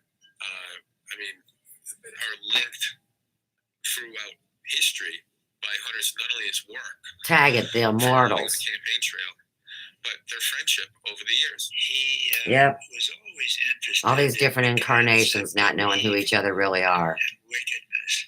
That's a terrible thing for humanity to suffer. High places that other people had learned to live with. And then I know who the people are, and that's even more difficult for me. But number one taught me how to not be bothered. And that's Tommy Lee Jones. Is that who that is? Or do we think it's him? I don't know. For years, I've regarded Nixon's very existence as a monument to all the rancid genes and broken chromosomes. It corrupts the possibility of the Tag broken chromosomes. foul caricature of himself, a man with no soul. Four faces of God The integrity of a hyena in every human. in the style of a poisoned toad. Tag Mel and Biggie tripping on poison toads. I could imagine him laughing at anything except maybe a paraplegic who wanted to vote Democratic but couldn't quite reach the lever on the voting machine. Tag it to what's going on now. All parties will be united. That's as mean as you can get. He was a villain all my life. He was a villain before. What a trip. He ran against Kennedy. Stop it. Chose to run against him. That's Ramsey in another incarnation. And I'd know him anywhere. the more he was around him, the more he covered him, the more of a villain he was. I know who you are. I'm the moral authority. But there's no I'm a board certified bitch. shook up the ABCH. including the American Board of Certified Hair Colorists. political What a racket scam that is, He too. deliberately did that. He thought they needed to be shaken up. I've been with Hunter when other journalists followed him around like puppy dogs, serious ones, and it was like he had some magic that they wanted to capture. The original Vegas, if you Right, they want to capture my magic and know how I do what I do. because Hunter was afraid. I keep trying to tell them, I've showed everybody. That's the best I can do. They want to dissect me. Tag Groovy Bean. And the engineers that can remove bones. When Hunter's book came out on the campaign, Frank Mankiewicz said it is the most accurate. They wanted to remove the glass top bones throughout time. Politicians are hateful creatures needed to put in their place, looking for. Look at that cool shirt. Jimmy Carter, or in '72, George McGovern. Hunter had a rare and original insight into the underlying forces that were operating in that campaign. Human times are what they are, and the need for a Film poet historian, to name the nice. times is always there. But it's such a rare gift when one comes along that you actually do sort of Look, they're down aliens. the highway and you see Hunter Thompson. Yeah, there's a certain kind of cold-blooded quality to those people, which I can recognize and deal with in other people, but I don't think I have it myself. I always liked you, Ramsey. Maybe that's why I can. You know that. Kids in American colleges don't care about Kurt Vonnegut and Norman Mailer and Nelson Algren. What about They Rudolph care about Steiner? Hunter Thompson, and he was able to kind of recreate a whole new audience for himself in the last. Tag Eurythmy and play production. Just as Hunter Thompson intuited the last days of the '60s as the end of the beginning, something about the late '70s must have felt like the beginning of the end. And Hunter Thompson had always Tag Jim Morrison's song, The End. released in 1980, Where the Buffalo Roam, appropriates the life of one Hunter S. Thompson from the Aw. campaign trail to the Super Bowl. Hunter's hottest property at this point was himself. Yep. Hunter S. Thompson. And that's what they took from me, and that's why Bill Murray knows. And Bill Murray caught a lot of them. Whatever its drawbacks, the film established Hunter as a bona fide pop culture icon, an action figure for the underground. In today's culture, Tag the network. writer is not on a lot of people's radar. Be proud, man. You're becoming a famous writer. The famous Dr. Gonzo, the writer who used to be the most prominent sort of the. I could write a hell of a book. The cultural food chain has slid in the pop culture food chain. He said 4-chain. Tag it to 4-channel. He built a reputation. Hey, keep it down. Don't wind them up. Any writer in America writing popular books was hoping they had a movie adaptation of their novel, hoping that they could get some extra money. Writing's a very hard business, and you don't make very much money. A writer like Hunter Thompson is going But they love it. actors because on paper he creates for himself such a role, such a dramatic figure, that as is true of all readers, actors say to themselves with a special intensity, I want to be that man. Hunter exercised tremendous I just want to be me in real life. Tag it. people when he first met them, and I'm sure he just floored people in Hollywood. In 1976, Hunter Thompson wrote an essay about Oscar Zeta Acosta, which was optioned by Universal under Tom Mount, and that became Where the Buffalo Roam. The film really was building the foundation of the cult around Hunter Thompson. Wow. I'll just lash together a few raw facts. A little bit of old Negro wisdom. His nightmare is over. He just captured whatever was going Tag on. 1974 in St. Louis. Whatever was going on, he had that kind of thing that he was the voice of it. I mean, it was part Bozo the Clown, part philosopher, part, he was armed, he was Yeah. drugged. It was like, how could you not make a movie about that? And he lives in me now. I was the second Dan Aykroyd and John Belushi to play the parts of Hunter and his lawyer. And when they went to make the Blues Brothers, they had to find someone else, and they asked me and Peter Boyle. Bill Murray inhaled Hunter Thompson in his research in the way he did. He literally inhaled him like Hunter inhaled an 8-ball. I mean, it was. He became this guy, and I'm not sure the movie ever lives up to Who, what Hunter Billy Biden? did, but what Billy did was a phenomenal Right. creation. I mean, it's as if Hunter got inside of Billy. That's what these guys do. They get inside you. I'm serious. Somebody stole my wallet. He did a wonderful job in where the Buffalo Room of really capturing Hunter, and he also spent time with Hunter and followed him around and soaked him up and came back with this great portrayal. After a few weeks of shooting, I said, there's really something that's not here, There's no scene with Richard Nixon, which is kind of key to the film. And they got a Nixon lookalike guy to play Nixon. And, Right. Hunter, talked with me and Just like Hillary and Chelsea on TV last night. They've been having actors play him for so long. And then the real nice ones come out and do a comedy skit. Classic.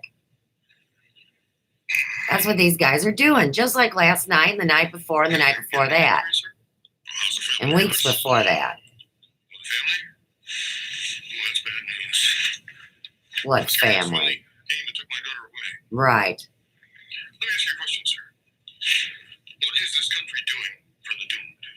Arlen was a first-time director. He's working for a big studio, and John Kay's screenplay feels obliged to try and kind of explain Hunter Thompson in earthly terms. So gives him an office and a kind of boss to report to, who's kind of a caricature. Tag earthly terms. And Jan Venner, Marty, where have you been? Looking all over for you. You are not registered at your hotel. Your rent the car is reported stolen. Personally, I couldn't give a shit, but you owe me a story. Is it due? Am I late? The field day also involved. Oh, tag number one. His story is due. We took a crash course on the clock, but we kid. Part of it was that there was this freedom, and because Hunter was sort of hovering around the whole production, there was always this feeling that, if art didn't do right by the production, there'd be serious retribution. Bill Murray's performance in Where the Oh, he's got a pineapple for you. Impressive about the film. The other is Peter Boyle. These guys are not playing. Sort of solid reality to what was basically, a lighthearted comedy. What have you done? Gee, she was just fine a minute ago. A hooker and a noose. Tag it. Nurse Cookie. Cook, the bat here is Carl Laszlo. Is your attorney? I advise you to leave this room at once. He really did believe in the way you treat your fellow human is the way that you're going to get it back, And That's right. people that don't do it We're going to get it have to back. be told. The key aspects are all right here in the Fourth Amendment. Great, Fourth Amendment. The basis in reality is good. Including the need for probable cause. Probable cause? Right. And the right for people to be secure in their homes, free from illegal Bill searches. Murray's got a cigarette holder That's the big like one of the Elvi has when he likes to smoke. One of the things about Where the Buffalo Roam that makes it valuable is that it's a time capsule. This is how Hunter Thompson looked. Yeah, it is. On an April morning in 1980. They've done this. This And I know it because that's why all my pictures were first taken by them. And then everybody else took them because they thought they could. I don't have this plugged in. We better be celebrating. I'm still sitting here by myself. Fucking bullshit. But I love you guys. I really do. I don't mean the people that wanted to kill me. I mean the people that did all of this. And Adam Presley and Elvis Presley are the only ones that I know that could do all this. So tag it.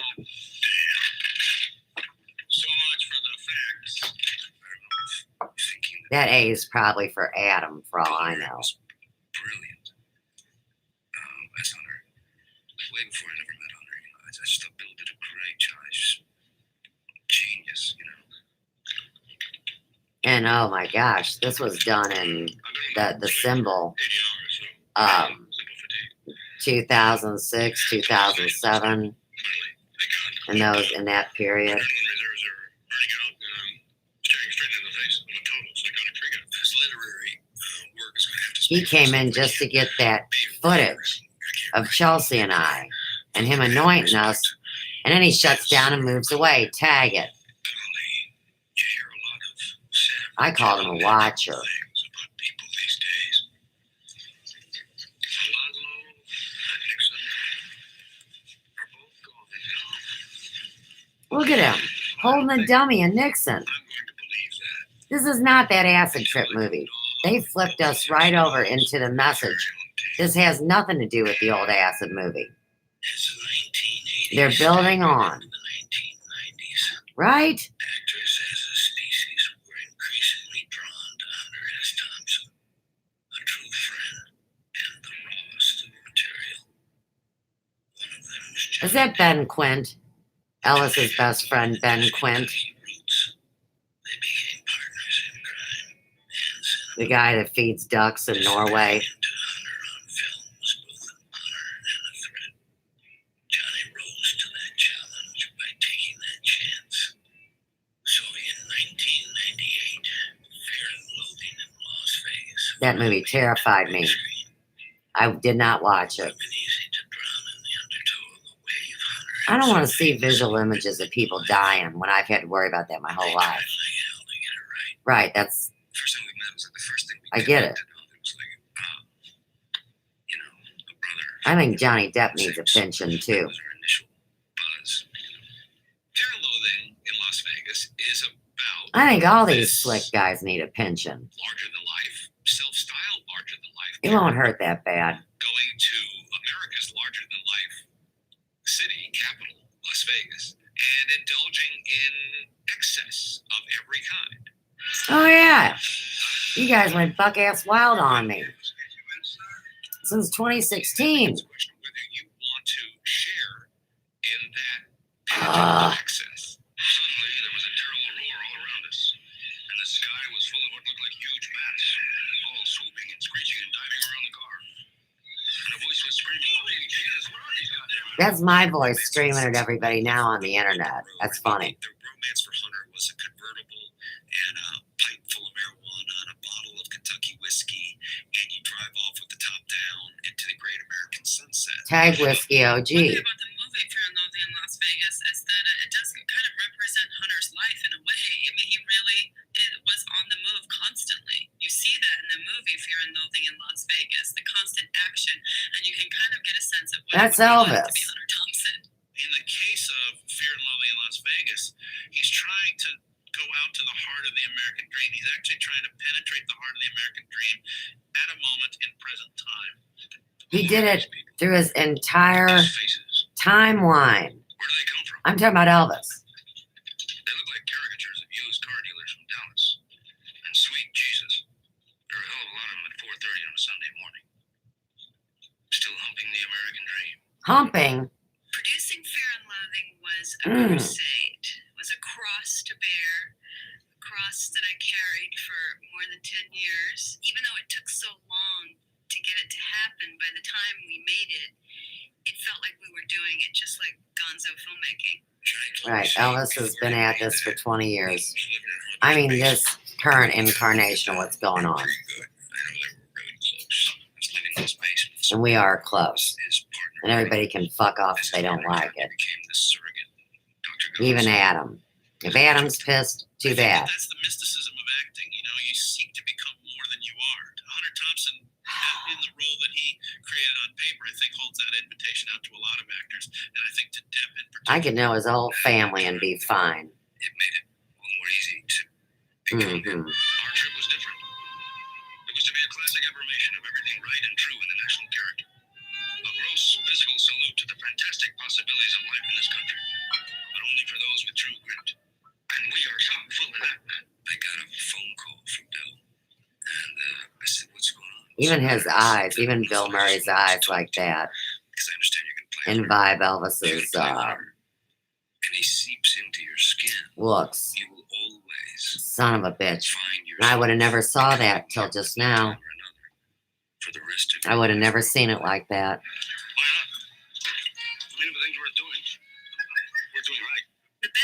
was that I had a kind of secret chuckle that I had these two beautiful heartthrobs, and I had turned one into a bald guy and one into a fat guy.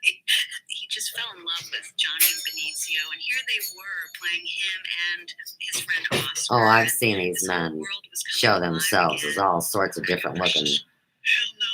I didn't think so. If you're a writer and you're seeing your book being made into a movie, you might have some issues that you may not even be able to explain. Sure, shit, I know that's happened to me. About the movie was Johnny. Johnny got him really good in the movement of it.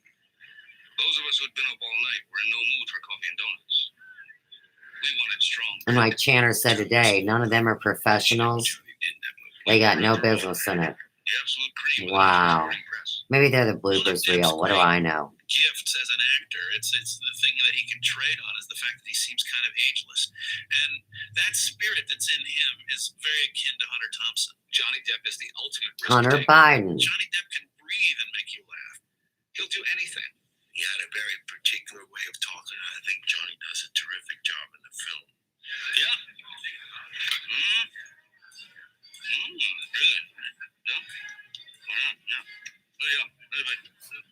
Johnny Depp is able to be ironic within a role without mocking the person he's playing. That was headquarters.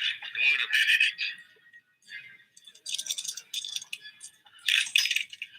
I think what Benicio brought to the film is something that Hunter knew as Oscar Zeta Acosta, the Brown Buffalo. You know they're getting footage of me right now. I'm not hiding behind a Sweet, phone and sensitive, a funny, scale and an anarchy thing.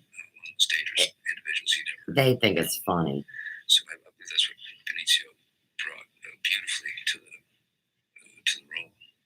My other favorite Tag the moment, bathtub comes scene, late in you the film, pain in my asses. which is when he's saying goodbye to Dr. Gonzo. Dr. Gonzo's I need a running bath. airplane. It's He says, 12:12. "There goes one of God's own prototypes, a high-powered mutant of some kind, not even considered for Tag mass production. fucking Too weird to live." AV blood type Randy Morgan mutant weirdo. I just love that. We had looked around for someone to play the cop. I don't remember exactly what it was. Gary. Oh, yes, I do now. Terry Gilliam and I had met before. Somebody better be screaming cut and I better get a phone And he call. called me in to play Highway Patrol. Where do we go after this? I like that guy, Gary Busey. He was driving wild, out of control, stupidly. And I got him off the road, pulled him up and stopped him. And he got out of his car and got out of mine. Hi, how are you? What the hell do you think you're doing? Hmm. I want to know. Walk around. What do you got in here? You got light bulbs, you got soap, you got towels. What are you, a traveling hotel? What is this? What are you carrying? 2 cases of soap, son? I want to stay clean. That's the end of the scene. Terry Tag Gilliam Vinny was dressed G. like an Arab sheik, sitting halfway down the Tag aisle because Elvis. The crew couldn't sit up with us because we're Fuck. running out. And he didn't say cut. So I simply said, "May I have a little kiss before you go? I'm very lonely here." Yeah, he started talking about how lonely he was out He there. wants to do him in the desert. That's why all these people And he wanted a kiss or something. are all spinning out of control. Right. Picked Johnny up and laid him on the truck, and there went Gilliam laughing and haunting and rolling down the hill. A good portion of these critics, were freaked out by the film. Fucking right, they're freaked out. I'm freaked out, Johnny. Too high. Tag too high. I'm a little lightheaded. Yeah, you should drive. These guys are fucking punch drunk. Rare movies where Fucking acid getting sprayed in the air and shit. They're funny. stuff seemed to be real. I think it's a riot. I mean, it is. It's pretty fucking funny, isn't it? A little bit, but not really so much. It makes you behave like the village drunkard in some early Irish novel. Fucking right it does. All basic motor skills. Oh no, I can walk just fine. The mind recoils in horror, That's Vinny G and his stroke bullshit. which is interesting because you can actually watch yourself behaving in this terrible way, but you can't control it. No, you really can't control what you do and say. That's true. When you're just in this moment. Listen, of acting out your life. You really cannot help what you do and say. How much for the 8? What'd you think Tag the monkey. about you? hmm That's funny. His That's name funny. is Dr. Richard A. Ape. And I said, well, do you hate me? No. And he said, oh, no, man. He said, Jesus Christ. These words just flew out of his mouth. He said, no, man, it was like an eerie trumpet call over a lost battlefield. Confirmation of spirit phenomenon progress. It's absolutely what it's been. It was Yes. a love letter, or a Right. salute. I agree. Hunter gloried in excess and lived for it. The depth of his appetite is legendary, and the word more remains his byword. That's Adam. His feeding, his work, his play, his talent, his And ambitions, Sandro. his lust for life. And that life was lit night for day, around a table in the kitchen and over a phone. Hunter liked to keep in close touch and just out of reach. Right. Became the center You better of the open maze. your bathroom mirror when you take a bath. They'll watch you through the mirror. Less interesting all the time, but it was more interesting in the end than ever. And there was always the business of having to be Was that Ringo or somebody? a real man. There's Adam falling off his chair, doing karate, and wearing lipstick. There was a revelation touch in Hunter Thompson. What are you doing? Come on. Come on, Robin. Come on. Come on, babies. I love movies. His was a life of excess. You name the area. I'm excessive. That's why I count my poisons and live for my blood type. I'm an A blood type. I'm excessive. I modify my own behavior. And if it's not good enough for anybody, here's your movie. There was evidence in this room of excessive consumption of almost since 1544 AD. They always started 1544 AD. which started Tag breakfast. 454 AD. State of affairs when this reporter has to go When the Presley lineage is originally what breakfast it is. on paper being tracked. 6 half grapefruits, 4 Bloody Marys, a couple of tequilas, pack of cigarettes, and two dishes of coffee. There's only one time in my life that I ever wanted to drink tequila, and that was the 2 times I did acid. I start with shivas and water on the rocks, orange juice, grapefruit juice, coffee. That was it. That was a beautiful spread for him. He'd order 3 or 4 entrees and eat one of them and maybe eat half of another and say, can you box those up and take them home? And that would be in the side is what he had for every day for years. What? Fruit. It's all fresh fruit, berries, apples, bananas, covered with a layer of Jello. He was saying he was a fruit. It was not unusual for him to order Fruit cake, fruit nut, most of the things on the menu. fruit basket.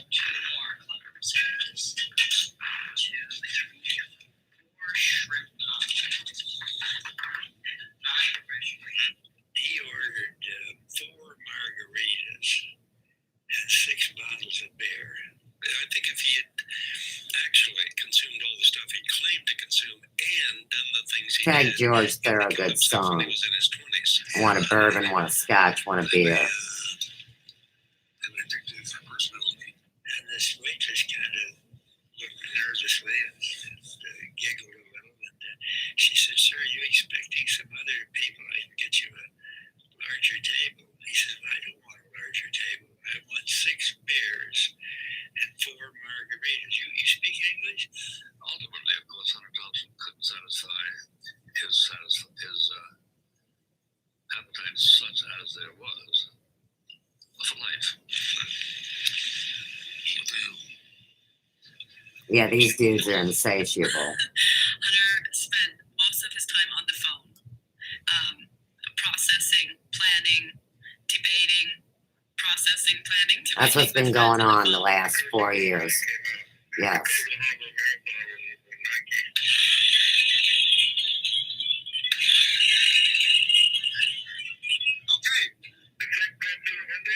Yeah, don't worry about it. And he kept the hours of a vampire bad. Tag, Around 6 we've been p.m., up. Go to bed when the sun came up. Yep. And he trained his Starting at midnight, we to went. pick up the phone at 4 We went all a.m. over the in place. New York City. And not to call him at noon because they weren't going to get through. The bulk of the friendship always happens. Pass out on the couch, wake up, do all this stuff in the day. It's, yeah, Getting that phone call. that's Mr. Computer Head, I think someone, I don't know who it was. the crazy satellite. If that phone call comes at 4 o'clock in the morning, it's going to be bad news. Any call I got between 12 and 6 was either Hunter or bad news. The bewitching hour, 3 a.m. Sometimes Hunter with bad news. And now when my phone rings at 4 in the morning, it always used to be Hunter. Now I think it's a tragedy. Because no one calls me at 4 in the morning. Nobody calls me ever. And I wish I had kept all of those recordings. Because sometimes I wouldn't answer the phone and Hunter would go on for 15 minutes. When everyone got stuck on something, whether it was dealing with current politics or something Or creative religion. they were up to, whatever it is, I could always just go on speakerphone with a drink in my hand and Hmm. call up Wind Creek. That's the network. These guys been hearing It this came out of a conversation. continually. It's the network.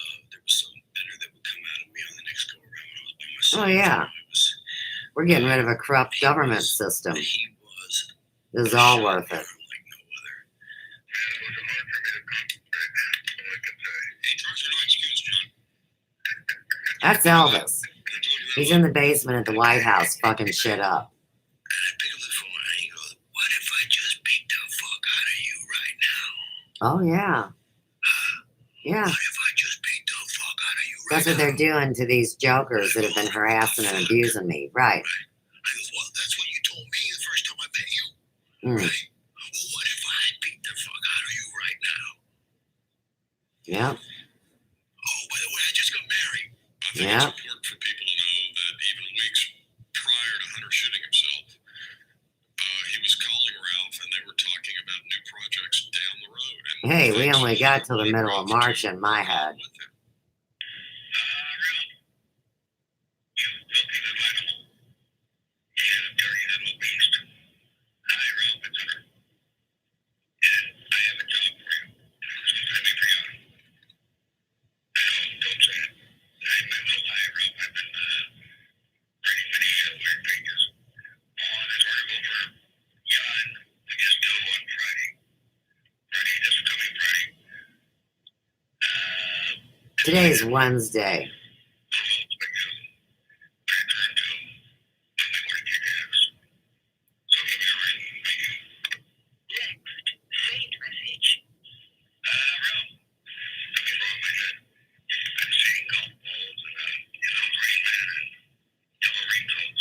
No, it's blue chickens he sees. I've done that. I use a magnifying glass sometimes. Mm. Look at them laughing. It is fucking funny. Pointing guns at me and shit. I can shoot a gun. I might need a little re-education, but The difference between the public I'll hit hunter that and the private bullseye. hunter is that Hunter, in his heart and at home, and then we're gonna jump on the with his friends trampoline. privately, was a supreme Southern gentleman. Mm-hmm. That's the real Mr. Presley. Whomever that is. I don't know if that always gets out into his persona in the public, like the Raoul Duke and the Hunter Thompson show. Oh, he's Notorious B.I.G. something. You think you're making a film about Duke or Thompson? I haven't thought about it until now. I'm filming with hate and rage right now. It's 12:25.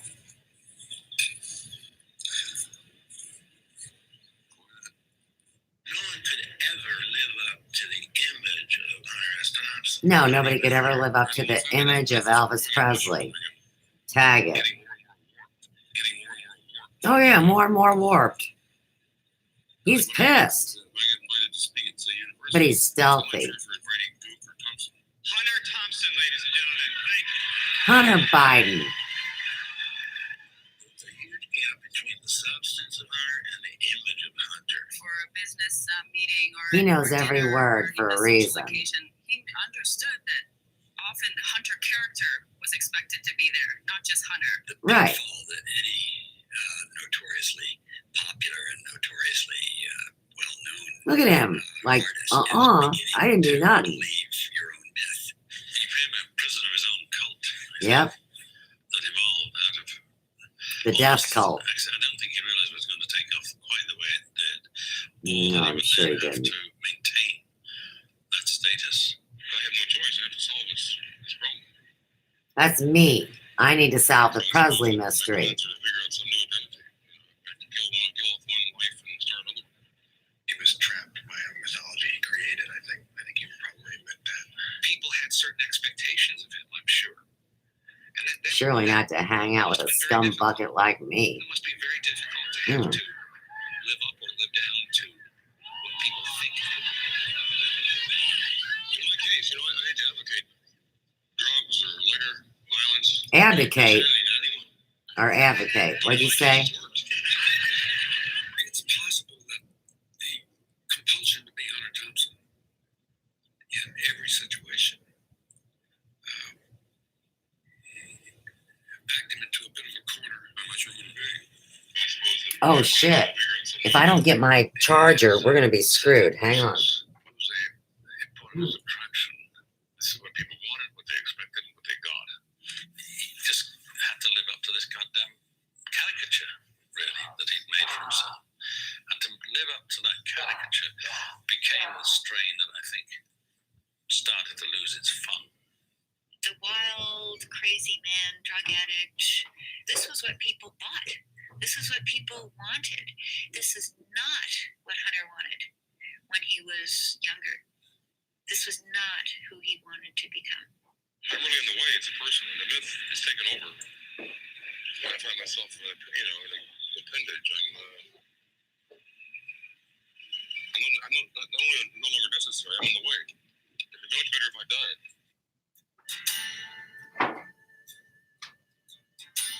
Hey, you guys just like watch me run around. Fuckers. On the 20th of February, 2000. 20th of February. Hunter S. Thompson. When's my birthday, huh? Everybody has his reasons. Being Hunter, he left a note. What? It ends on the page. It reads, football season is over. No more games. Thank God. No more bombs. No more games, no more bombs. It better be true. No more swimming. 67. That is 17 years past 50. 17 more than I needed or wanted. I thought I'd be dead by 43, Always bitchy. 42, whatever age he was. 60. Poof. You're getting greedy. At your old age. Relax. This won't hurt. Yeah, well, I give you the needle and kill you. It was like, My nightmare from childhood. yeah, something had been somebody just removed something from Yep. your body. You know. That's what I removed it. Hunter, That astral implant. on his own terms. Maybe he did. What do I know? His death on his own terms too. I respected Right. the fact that he was incapacitated, but I could see how demoralized he was. And I think put physical demoralization and debilitation together with You really need to be drinking water, not soda. You're already taking Western medicine, which is fucking you up. No, I'm sorry. And I will say it. Fighting for every, for every last breath in a hospital bed. Whatever. That's just Yeah, but it's your lack of immune system that worries me. Shot, yeah, no, at the end of something like that. I never thought he'd turn that gun on himself. He was going to go out. He'll just shoot a When he TV. was ready to go, the way I mean, that's the he story. wanted to go, and he wasn't going to let anybody else decide that for him. The first instinct was to romanticize the exit. I'm not getting a tattoo. Heroic ending for Hunter. But on the same token, no one ever told Hunter what he was going to do or how he was going to do it. By the code by which he lived, which included Hemingway's code, there is a moment when you ask what's next and you ask it with totality. Yeah. And you reach a fullness where Yep. you just have to go. One thing we can never do is completely get inside another person's head. Who knows what? Oh no. Hemingway was thinking, They've done it with what this. he was thinking, That's not true. what Hunter was thinking. I mean, knew that's that why he they're had doing some this, because now there's new baggage evidence. and And then they can talk about that for the next 300 years. I thought Hunter was a true lover of life, and I always thought that no matter So what is his Elvis. health situation was, I don't care what kind of he was condition going he's through, in. that somehow he'd hang on. At 67 years old, he lived a very hard life. He drank regularly since he was about 10 or 11 years old. And as somebody who had things like knee problems and hip replacement and had a number of medical ailments, and he did And what, everything his he fucked kinda up wanted to finger? do. Because that story goes on forever. Vision of saying, I've done my work here, and I know it's so good where I'm going. I'm on my way. Then just let me know. He's been gone for a year. Most of us that It's been done for over a year. Tag it. It's not as This is much all fun. post-production stuff. I know exactly what's going on. The whole point of Hunter was, I mean, not really, as a because nobody messenger had was to take control of your come own meet life. me. Don't be but- at the beck and call of an institution or let people tell you what to do. Freedom is about personal freedom. Yep. And you have the right to live and you have the right to die, and he wanted to die in the fashion that he did. As do I. Pathetic with his absence. And one thing I'm really grateful for is the 35 years of friendship and intimate friendship that I had with that man. And I'll never lose that. Right. You can't take that away from me. Hunter Thompson never acted his age his whole life. He was born old, and he remains forever young. Yep, me too. Tag it. Buy the ticket. He once counseled. Take the ride. But the ticket costs more all the time. And the ride gets a little slower. A little shorter. Every year. As giddy as Huck Finn at his own funeral, Hunter had been planning his memorial service for more than 30 years. Like his life. That's the Elvis that I believe This I'm elaborate dealing work with. in progress. Phenomena in progress, right. That Hunter made his exit, I remember thinking, almost immediately, And this would heal up his sons. we got to do the count. I get it. There's a video, and I don't know who did it, but Hunter was standing, and in the background was this arched hillside, red clay hillside, and Hunter was describing his property and was describing what he wanted done with his ashes blown out of this Gonzo Fist tower. Oh yeah, it's in the will. Yeah, it's all described. Maybe a little hard to Tag my mom throwing my grandmother's ashes out, face on the mortician. Make it a nice one. and my mom having my brother throw her ashes out. And I was never allowed to know where. And shoot out the top of the fist over the valley, and up gets about 500 feet up, explodes, and the ashes just drift out all over you. That's it. That's my funeral. He'd spoken about it. when That's he first went to Elvis's California. 420 acres. The first time, he said, I'd feel real trapped in this life right now if I didn't know that I could commit suicide. And now he's your president. Whether you know it or not. Some kind of idea for a monument. Fine. We were going to get an estimate and that sort of thing. And we had spoken about it,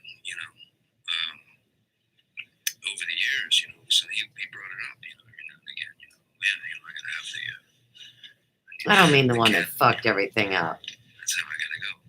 Is this something that, I mean the one that took the reins at the in end. the near future? Well, I mean, we're talking about somebody that maybe you want to do after you die. Tag 1977, the year Elvis faked his death. Said Hunter, what's my memorial? Say, it's got to be a tall thing. Giant chrome cylinder, or like a bit in a conical, put around and tapering down to the top. 150 feet tall, hollow inside. How tall were you thinking? So, that's all. 150 foot? Oh, that's pretty high. Where do you propose to put this? He said, well, it's on my land big in Aspen. This rim of mountains is a giant valley 20 miles across. Is this property that you own now? Yeah, you see the top of the real close back there? Edge. So the property was back over the cliffs. I can do whatever I want to build. McDonald's, I can do it back there. Ralph, can you just draw a fist, to show what I mean, red fist, so to speak. Do that. And then I started drawing it as an ordinary fist. I said, oh, Ralph, no, I've told you so many times. How many more times I gotta tell you? 2 thumbs, Ralph, 2 thumbs. Irish or Scottish accent there coming out of our friend.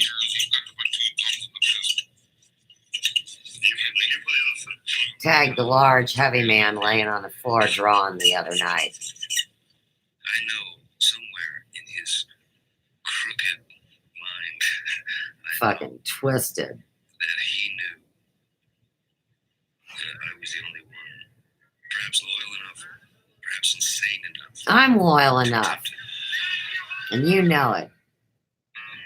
And they're saying my lines. Andreas Thompson is gonna last forever. Because he was always real gone. The laughter and the outrage he forged so bright. Tag the whole world's laughing shame. Above and beyond his own legend, Andreas Thompson will continue to stand for possibility itself. And the more unlikely, the better. He gives us a reason to continue. Or at least a damn good alibi. Oh yeah, remember Elvis didn't smoke.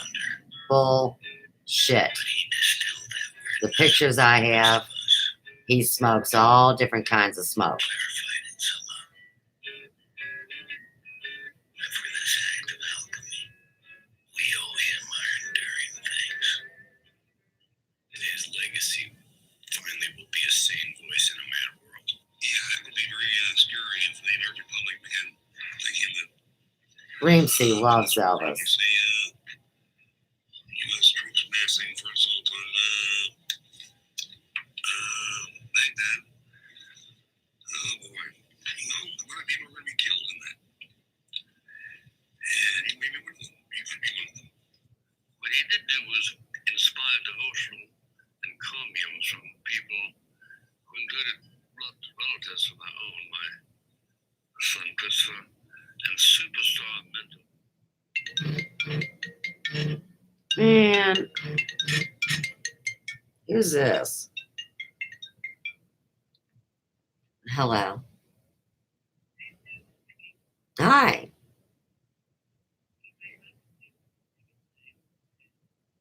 No. I knew it hit O'Fallon this morning. Let me get my book, okay? Hang on.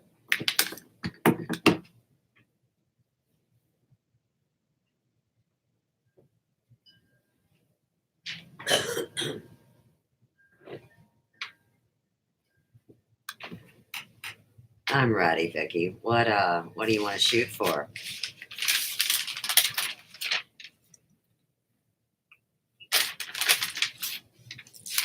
The 17th? Okay. I got you.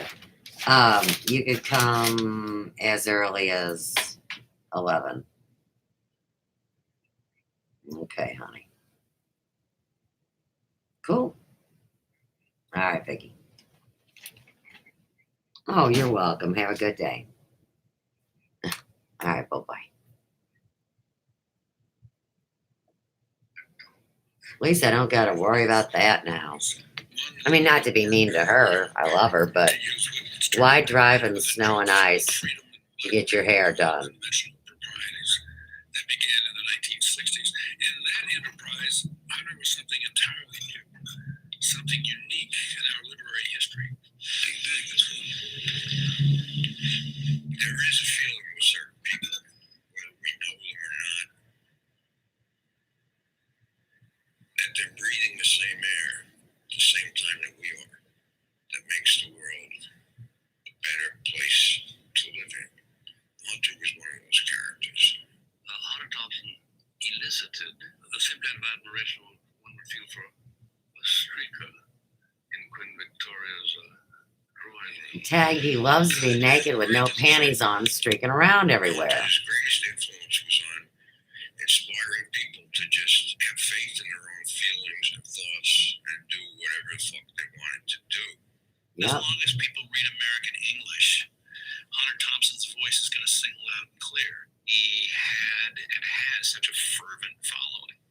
They're passionate, they're loyal, and they see him as a kind of. They're talking about Elvis. Think about how many people love him around the world. And of a way of writing. The globe. This is a groove of some kind. Him as a person, as a friend, as a human being changed my life in so many different levels. First as a writer, as an author, as a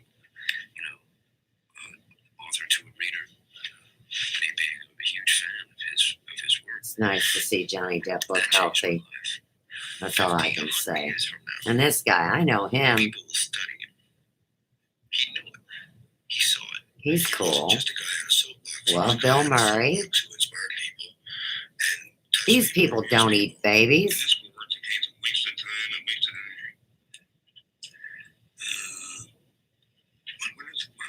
And I think Reamsey thinks Chanter is a waste of time and energy. And that's why he did this. And then I get a salute. Somewhere in a house in the city. I would have to think, what's in it for me? I'll be a good soldier. I can hear my father's voice, and I can hear a few other voices that I have years since going on somewhere. I have no. I've heard my grandmother that I'm gonna lose be track brought of. up, my mom and my dad, Hunter's best stuff. It's all in a reflection of what their voices would be saying. He's looking for something. And I'm ready to write my damn book. I hope in time as he does it. Yeah. I've been away for a while. I get pretty excited about these endings. I think I love you, Taco, you fucking weirdo. For those who could find him, and it was good that we had him for as long as we had him. You pick up any of his writing, and man, you can hear that voice as clear as it's sitting next to you. You know, as he left it, hot damn. This is going to be a big reach into the ether. Dear Hunter, Tag the ether. I regret that we never got to spend time together, just the two of us, talking for hours about everything. Like, what's the answer? There is none. An existence and everything.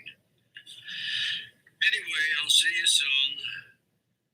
Be well, and here's a little line from a Vietnamese monk, a Buddhist monk, Thich Nhat Hanh. The tears I shed yesterday have become rain. You are loved. Harry Dean. I am a roadman for the Lords of Herb. Yeah. For the Great Hall. Yeah. I know what happens to you, me, and everyone else when someone's going to die. It's this passage around the Great Loop. I was going to sing it at the ceremony, but somehow or other they forgot, and so I'm going to sing it here. Oh, Daddy boy, the pipes are calling. This is about Elvis. From glen to glen and down the mountainside. He sang The Danny summer's Boy. gone and all the leaves are falling. It's you must go, and I must bide. But come you back when summer's in the meadow, or when the valley's hushed and white with snow. It's I'll be here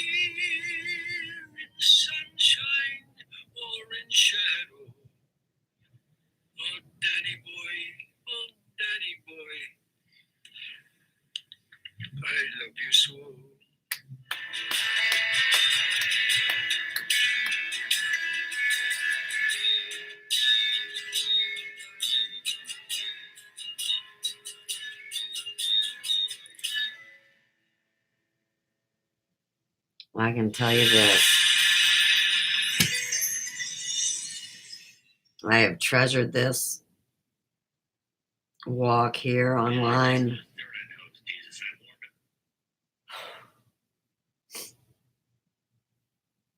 And I really do appreciate everything that I've been shown. I'm ready to get on with it. And I'm waiting. So, until then, namaste, friends. I gotta get in the tub.